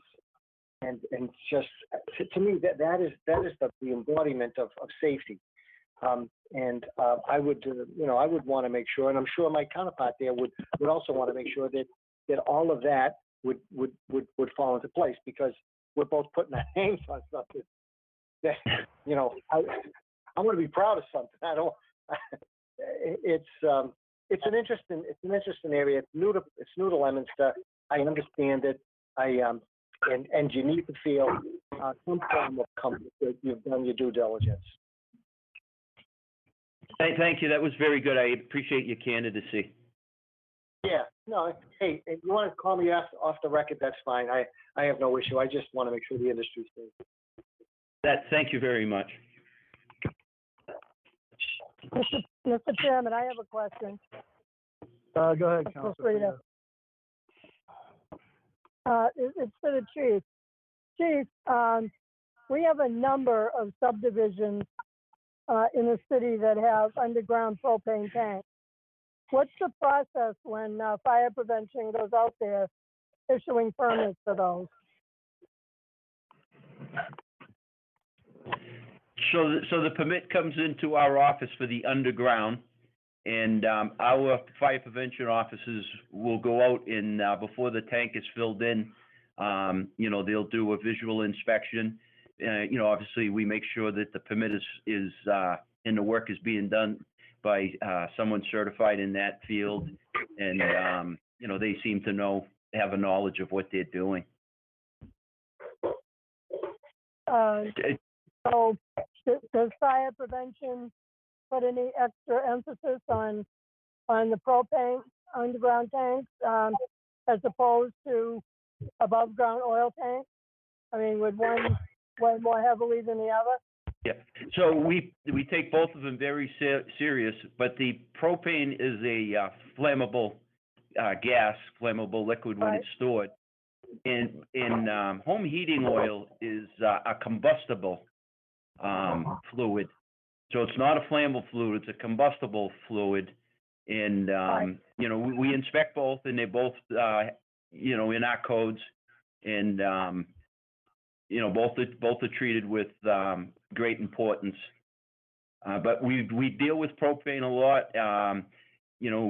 We have a lot of propane in the city with the small 20-pound cylinders that are very dangerous during fires that are in everybody's yard. They're at the front of convenience stores in their where they can buy them, the Blue Diamond type, Blue Rhino type setups. Right.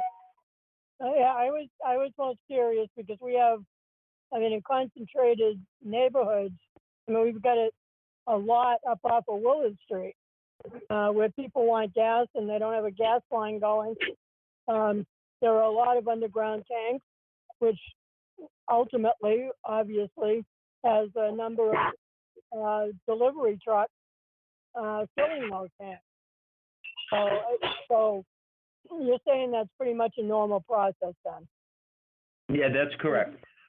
Okay. And just, Councilor Frida, we have a lot of underground gas pipes, natural gas throughout the city. And all of them pose their dangers. We have ruptured gas lines. We have gas in the houses. They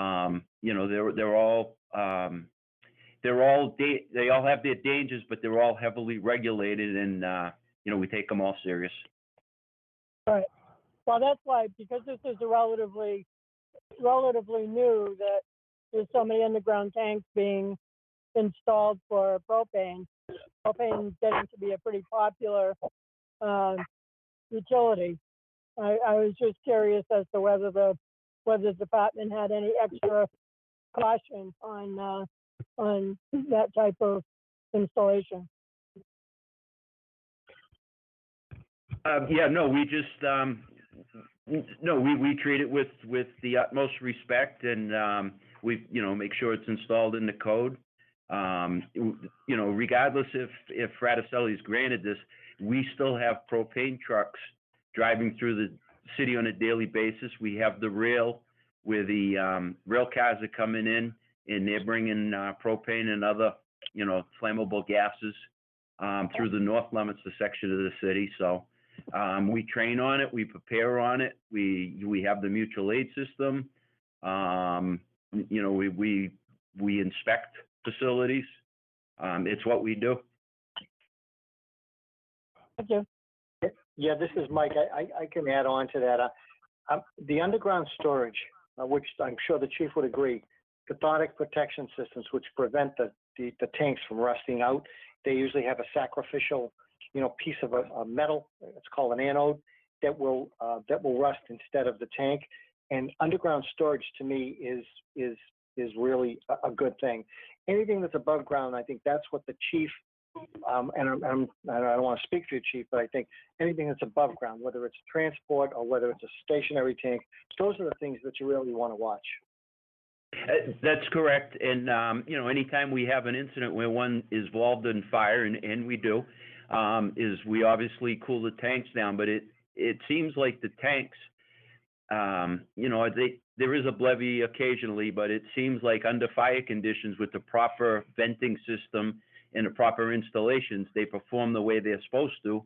And they vent out the relief valve.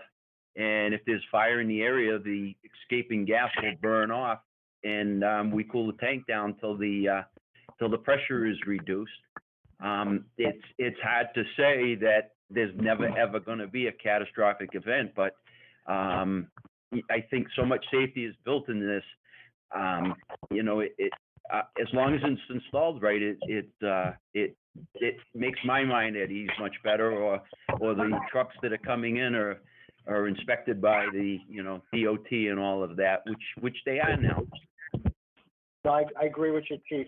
Especially the above ground storage tanks, safety relief valves, they're sized for fire conditions.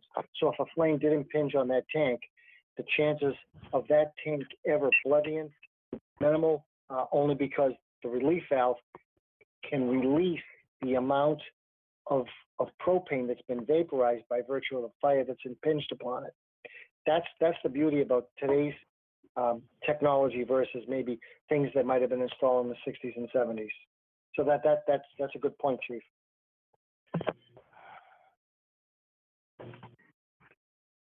Okay, thank you very much. I think at this point in time, we're going to have to continue this public hearing. I'm told by the clerk that January 11th at 6:00 p.m. Is a suitable time. In the interim, Councilman Dombrowski. Yes. This is just Attorney Foley. Sorry. I'm just trying to. I know that we're going to continue the hearing. I think that you're continuing the hearing. Well, can you just, what is the purpose of continuing the hearing? And I guess I'm getting to the point where we seem to be at an impasse between what the permit process or the application process calls for versus what the actual project review is going to entail. The council is being asked to issue a license, and then after that license is issued, my client will then submit full plans to the fire department, and my client and the fire department will be allowed to hire its own outside conciliator to look at those documents and render an opinion to it. So we seem to be at the point where we really should be taking a vote on the license so that we can allow the fire department to go ahead and hire the consultant and get full plans reviewed. I'm a little bit nervous about the council is going to hire its own independent consultant by a financial allowance from the mayor, and then the council is going to be in the position that the fire department should be in. And it just seems procedurally and process-wise just too upside down and too out of control. I don't necessarily disagree with you. I think really, my perspective, the reason for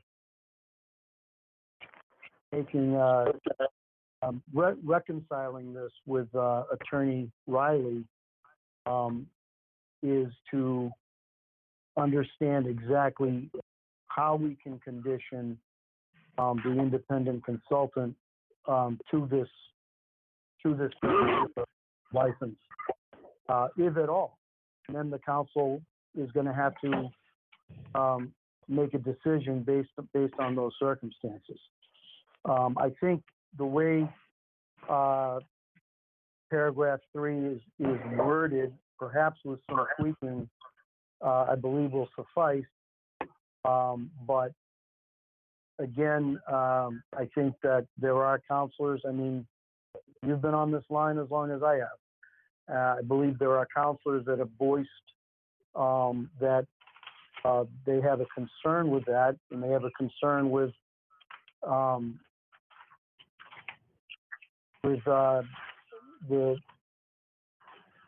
the issues, I guess, that Attorney Riley has brought up. I don't, but they do.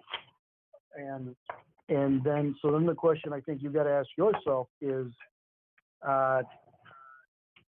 do I want to push for a vote tonight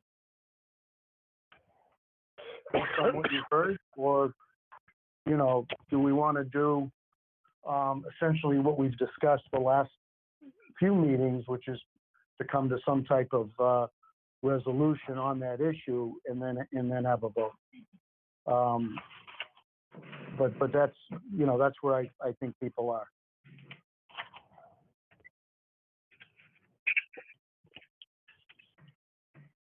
Mr. Chairman, are you within your subcommittee right now, or can any others speak? No, I think I'll go back. I'll certainly allow you to speak, Council Frida. Go ahead. I don't disagree with Attorney Foley. I think I've been concerned the last couple of meetings that we've been overstepping our bounds, and I still think that we are. We don't have the authority to do what we would like to do. I think Attorney Riley made that very clear.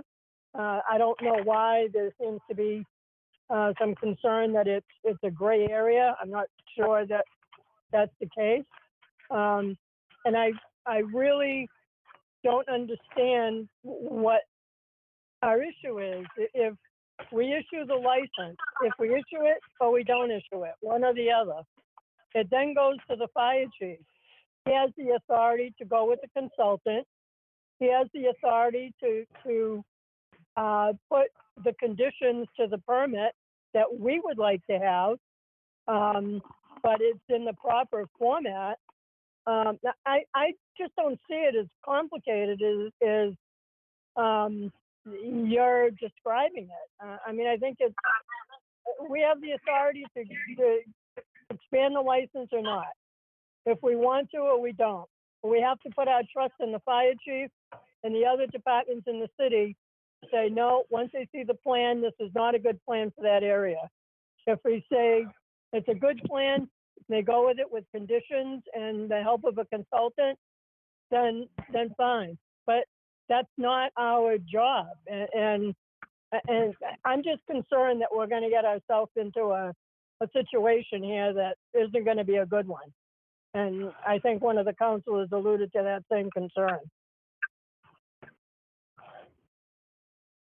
Thank you.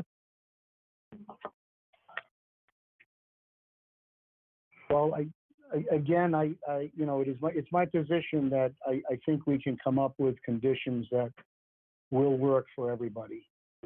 And I think this January 11th date is a date that's been targeted for a period of time. You know, I understand what you're saying. I don't necessarily disagree with you. My position more is just as an individual counselor, I would say that I'm in favor of this project. I think that Mr. Fraticelli has always run a good business down there. I don't know him, but I was a customer for quite a while. But he's always done a good business down there. He employs quite a few people in the city of Leominster. This project, if approved, is going to allow him to employ more people in the city. And as an individual counselor who happens to be presiding over this discussion, and someone who's been on this council for a long time who's pretty good at reading the tea leaves, I'm not quite sure it would pass if we just took it for a vote tonight without the issue of the independent consultant and whether or not it can be fashioned as an approval to this license, you know, is addressed. I'm not quite sure it would. And so that's the reason that I personally am seeking to extend it to see if I can get feedback from Brian Riley and alter, amend, or leave alone the conditions that everybody was fine with a week ago, I might add. I don't that's necessarily. Speaking personally that's my personal position on this.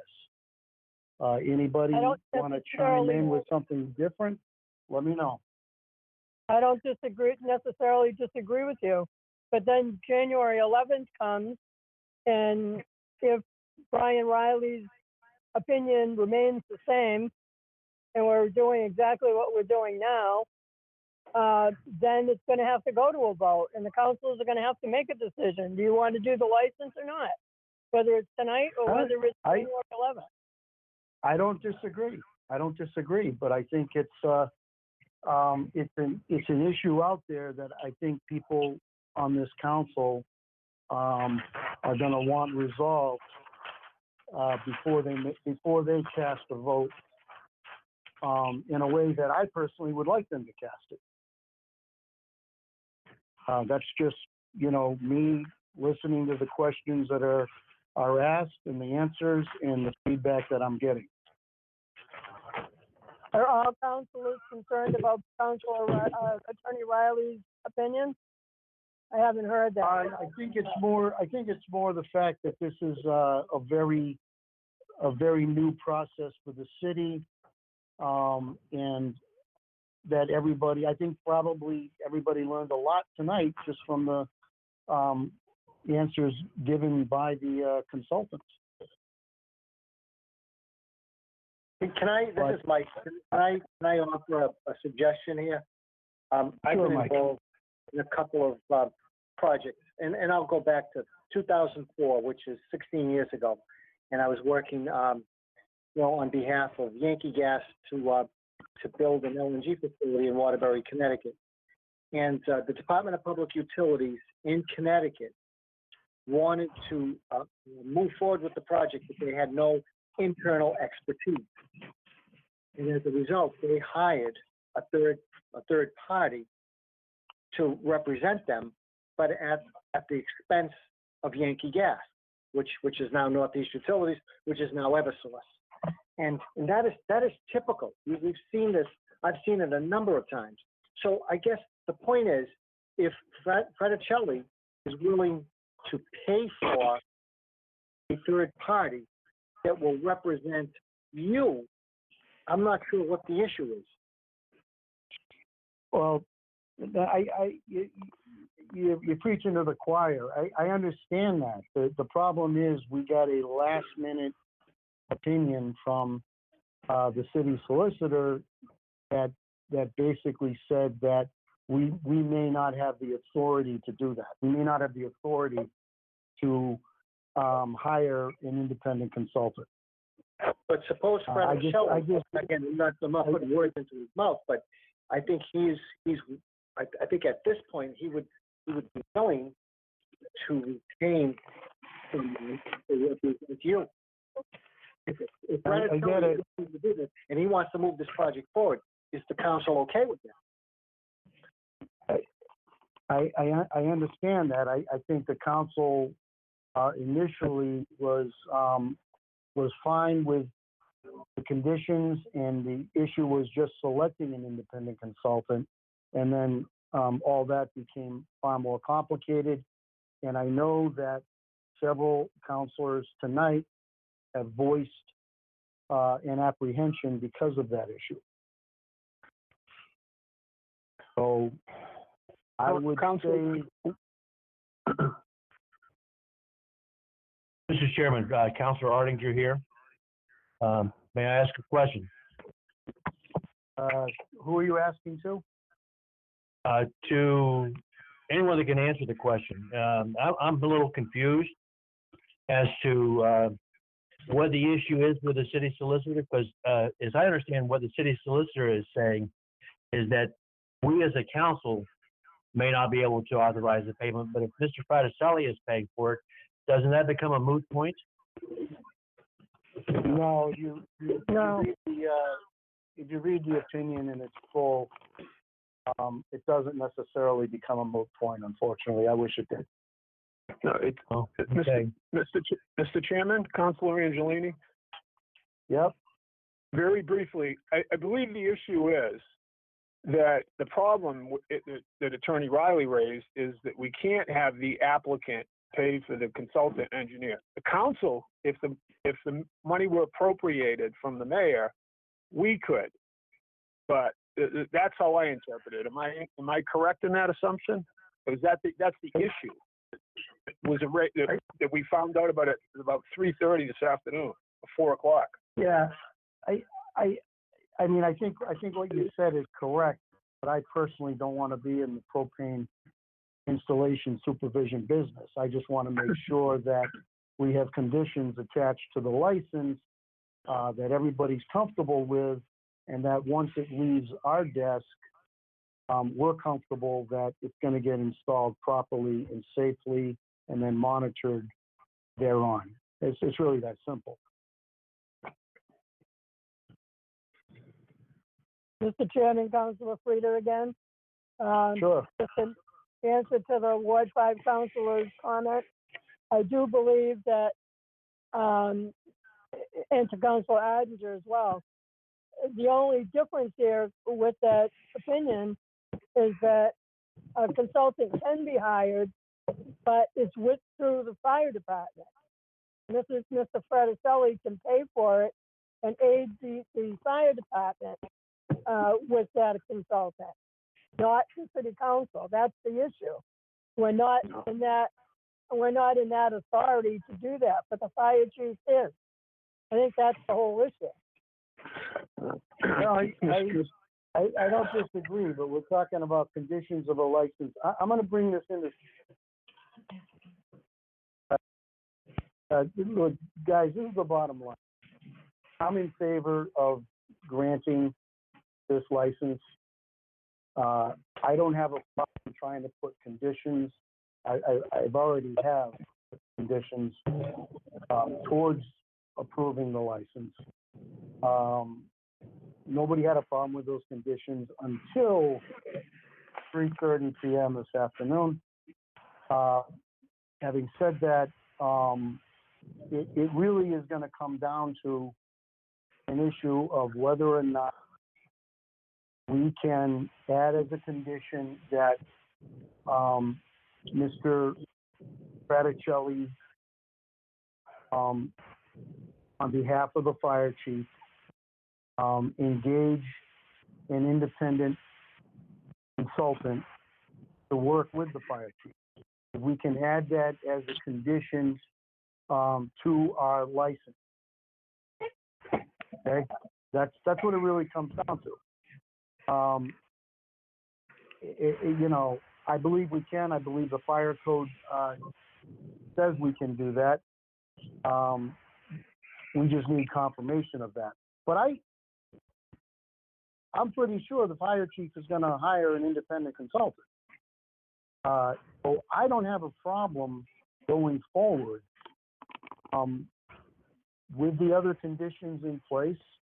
You know, I don't have a problem with it. This independent consultant position came about because this is such a new process for the city and for this council. So where do you guys stand? Councilor Zephyr, where are you on it? I'm looking at the proposed conditions for approval, and my understanding was that these have always been, that what we have had is a draft. And there are... Yeah, exactly, yeah. These are drafts, and they need to be reviewed specifically by the city solicitor to tell me that they are legal as presented, or if we have to change the language. For example, number 8 states that the petitioner shall procure general liability insurance in the amount of blank dollars and shall provide proof of such insurance to the fire department at the beginning of each year. Number 9 of these proposed conditions is any failure to abide by these conditions may result in the suspension or revocation of this flammable liquids license. I want to know from the city solicitor if we have the authority to include number 9 as well. So from my perspective, I think that I have still questions about the draft conditions that are being proposed to put on the license approval. So that's where I'm at. Hey, Councilor Cormier. Yeah, thank you, Mr. Chairman. Yeah, I do, I also want to question the legality of, some of these things. I know we talked about such conditions, in the past about, gallonage that's going to be, above ground overnight, and that we want to, put in the conditions there that we limit it as much as possible. But I want to, if I'm telling neighbors that, those are conditions and there is very little storage above ground overnight because of our conditions, I want to know that what I'm telling people is accurate, it's legal. We have a legal right to demand that. And, that's the way it's going to be. So, there's also other, a few other things that I want to put on there, but, I'm almost in a situation where, you just know if it's warranted until you have a review. So, what about this protection from the road and this berm? Can we demand that? Is that, what if they tell us that it's not needed? So, that's going to affect my decision. I want to know that I have the protections on there before I vote for this. So there's a lot of questions we got to ask the city solicitor. Okay. All right. So this is going to be, we're going to continue the recommendation from Legal Affairs is to continue the public hearing to January 11th at 6:00 p.m. I'm going to ask the clerk to submit these conditions. Again, I'm going to ask to the city solicitor for their review. I think that was asked last time. And we're going to end the public hearing for tonight. And back to you, Madam Vice President. Thank you, Mr. Chairman. The public hearing is closed. And do we need to vote on that hearing? Continuation? I think when we go back into session, we do. Okay.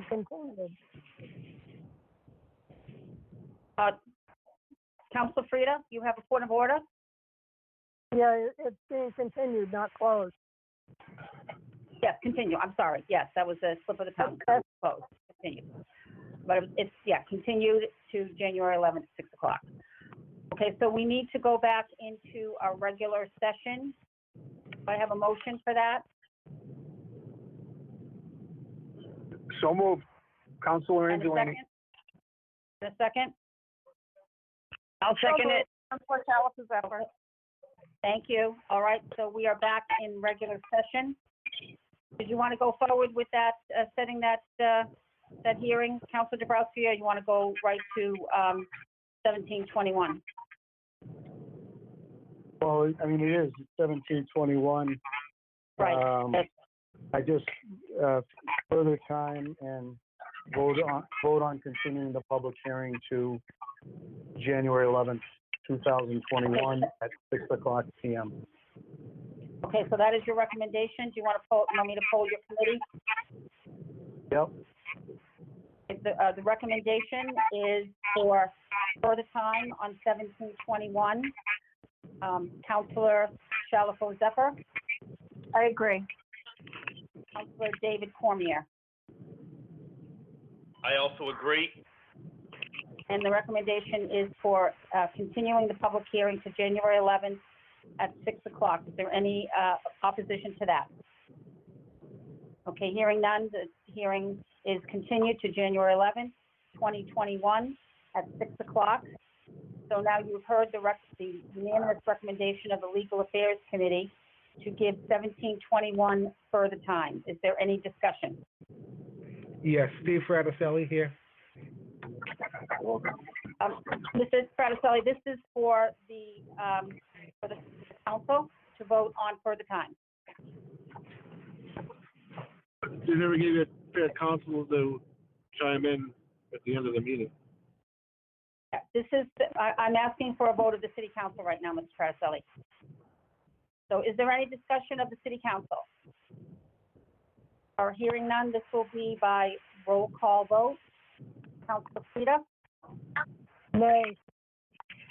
Councilor Dabrowski? Yay. Councilor Shalfo Zephyr? Yay. Councilor Angelini? Yay. Councilor Arndinger? Nay. That's a nay, Councilor Arndinger? That's a nay. No. Yeah, okay. Councilor Pauline Cormier? Yay. Councilor David Cormier? Yay. Is that a nay or a yay, Councilor David Cormier? Yay with Y. Thank you. And I shall be recorded as yay by a vote of 6-2. Further time has been granted. Okay, thank you, Vice President Feckley. I think we are now on to new business. There is nothing on our agenda under new business, old business. Do we have anything under? Mr. President, Yes, Councilor Frida? I'm not sure if this is under new business or old business, but for over a couple of years now, we haven't had any updates on potential litigation, past litigation, and what the status is, and present litigation and possible future litigation. Based on some of the emails we've received in the past couple of days, I would ask that we have executive session with John Giorgio, as we used to do in the past, and get an update on all these possible litigations. If we could do that, I don't know if we have time in January. Sure. 11th. Sure, I think that's a good idea. I'm going to have the clerk reach out to Attorney Giorgio and find out when he or anybody else that would have to shed light on the various legal matters that they're handling for the city is available. And if some of those matters involve litigation or strategy in litigation, then of course those would be conducted in executive session.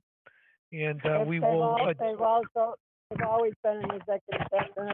Well, you have to have an executive session exemption. I Pending understand. litigation. Pending litigation. Of course, is a exemption under the open meeting law for executive session. So assuming that that's what those items, of course, when they come in to speak with us, would be conducted in executive session, and consistent with their calendar, we will get that on the agenda. That's a very good suggestion. Thank you for bringing it up. Anything else? Okay, under the community calendar, is anything, council that has anything that they want to propose? Counselor, Mr. President, John Yes. Dombrowski. Yes, Councilor Dombrowski. Yeah, I was just asked for a moment of silence. My legal partner and good friend, Patrick Bunnell's father, Raymond P. Bunnell, passed away recently. He was a beloved figure to those who knew him. Graduated Leominster High School in 1960. He started on both sides of the line, defensive linemen and offensive linemen, and I'm told by those who played back then that he was quite the force. He was a veteran of the Coast Guard, a longtime custodian at the Southeast School, and he was married to Karen DeCarolis for 56 years. Anyone who knew him would say, just a salt of the earth gentleman. And I just asked for a moment of silence. Sure, Council. That's a wonderful suggestion. I think probably many on the council also know, and Mr. Sam Fantazzi, who was a significant citizen, worked, I believe, in the cemetery department, if I'm not mistaken, and was known by a lot of people in this community as well, who recently passed away. So why don't we all join in a moment of silence for both of those gentlemen.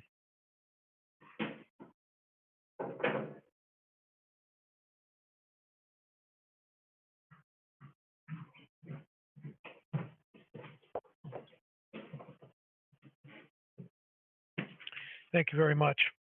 Is there anything else on the community calendar that the council wants to bring to my attention at this juncture?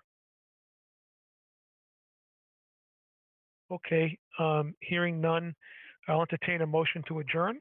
I'll make that motion, Councilor David Cormier. Thank you, Councilor Cormier. And do we have a second? I'll second it.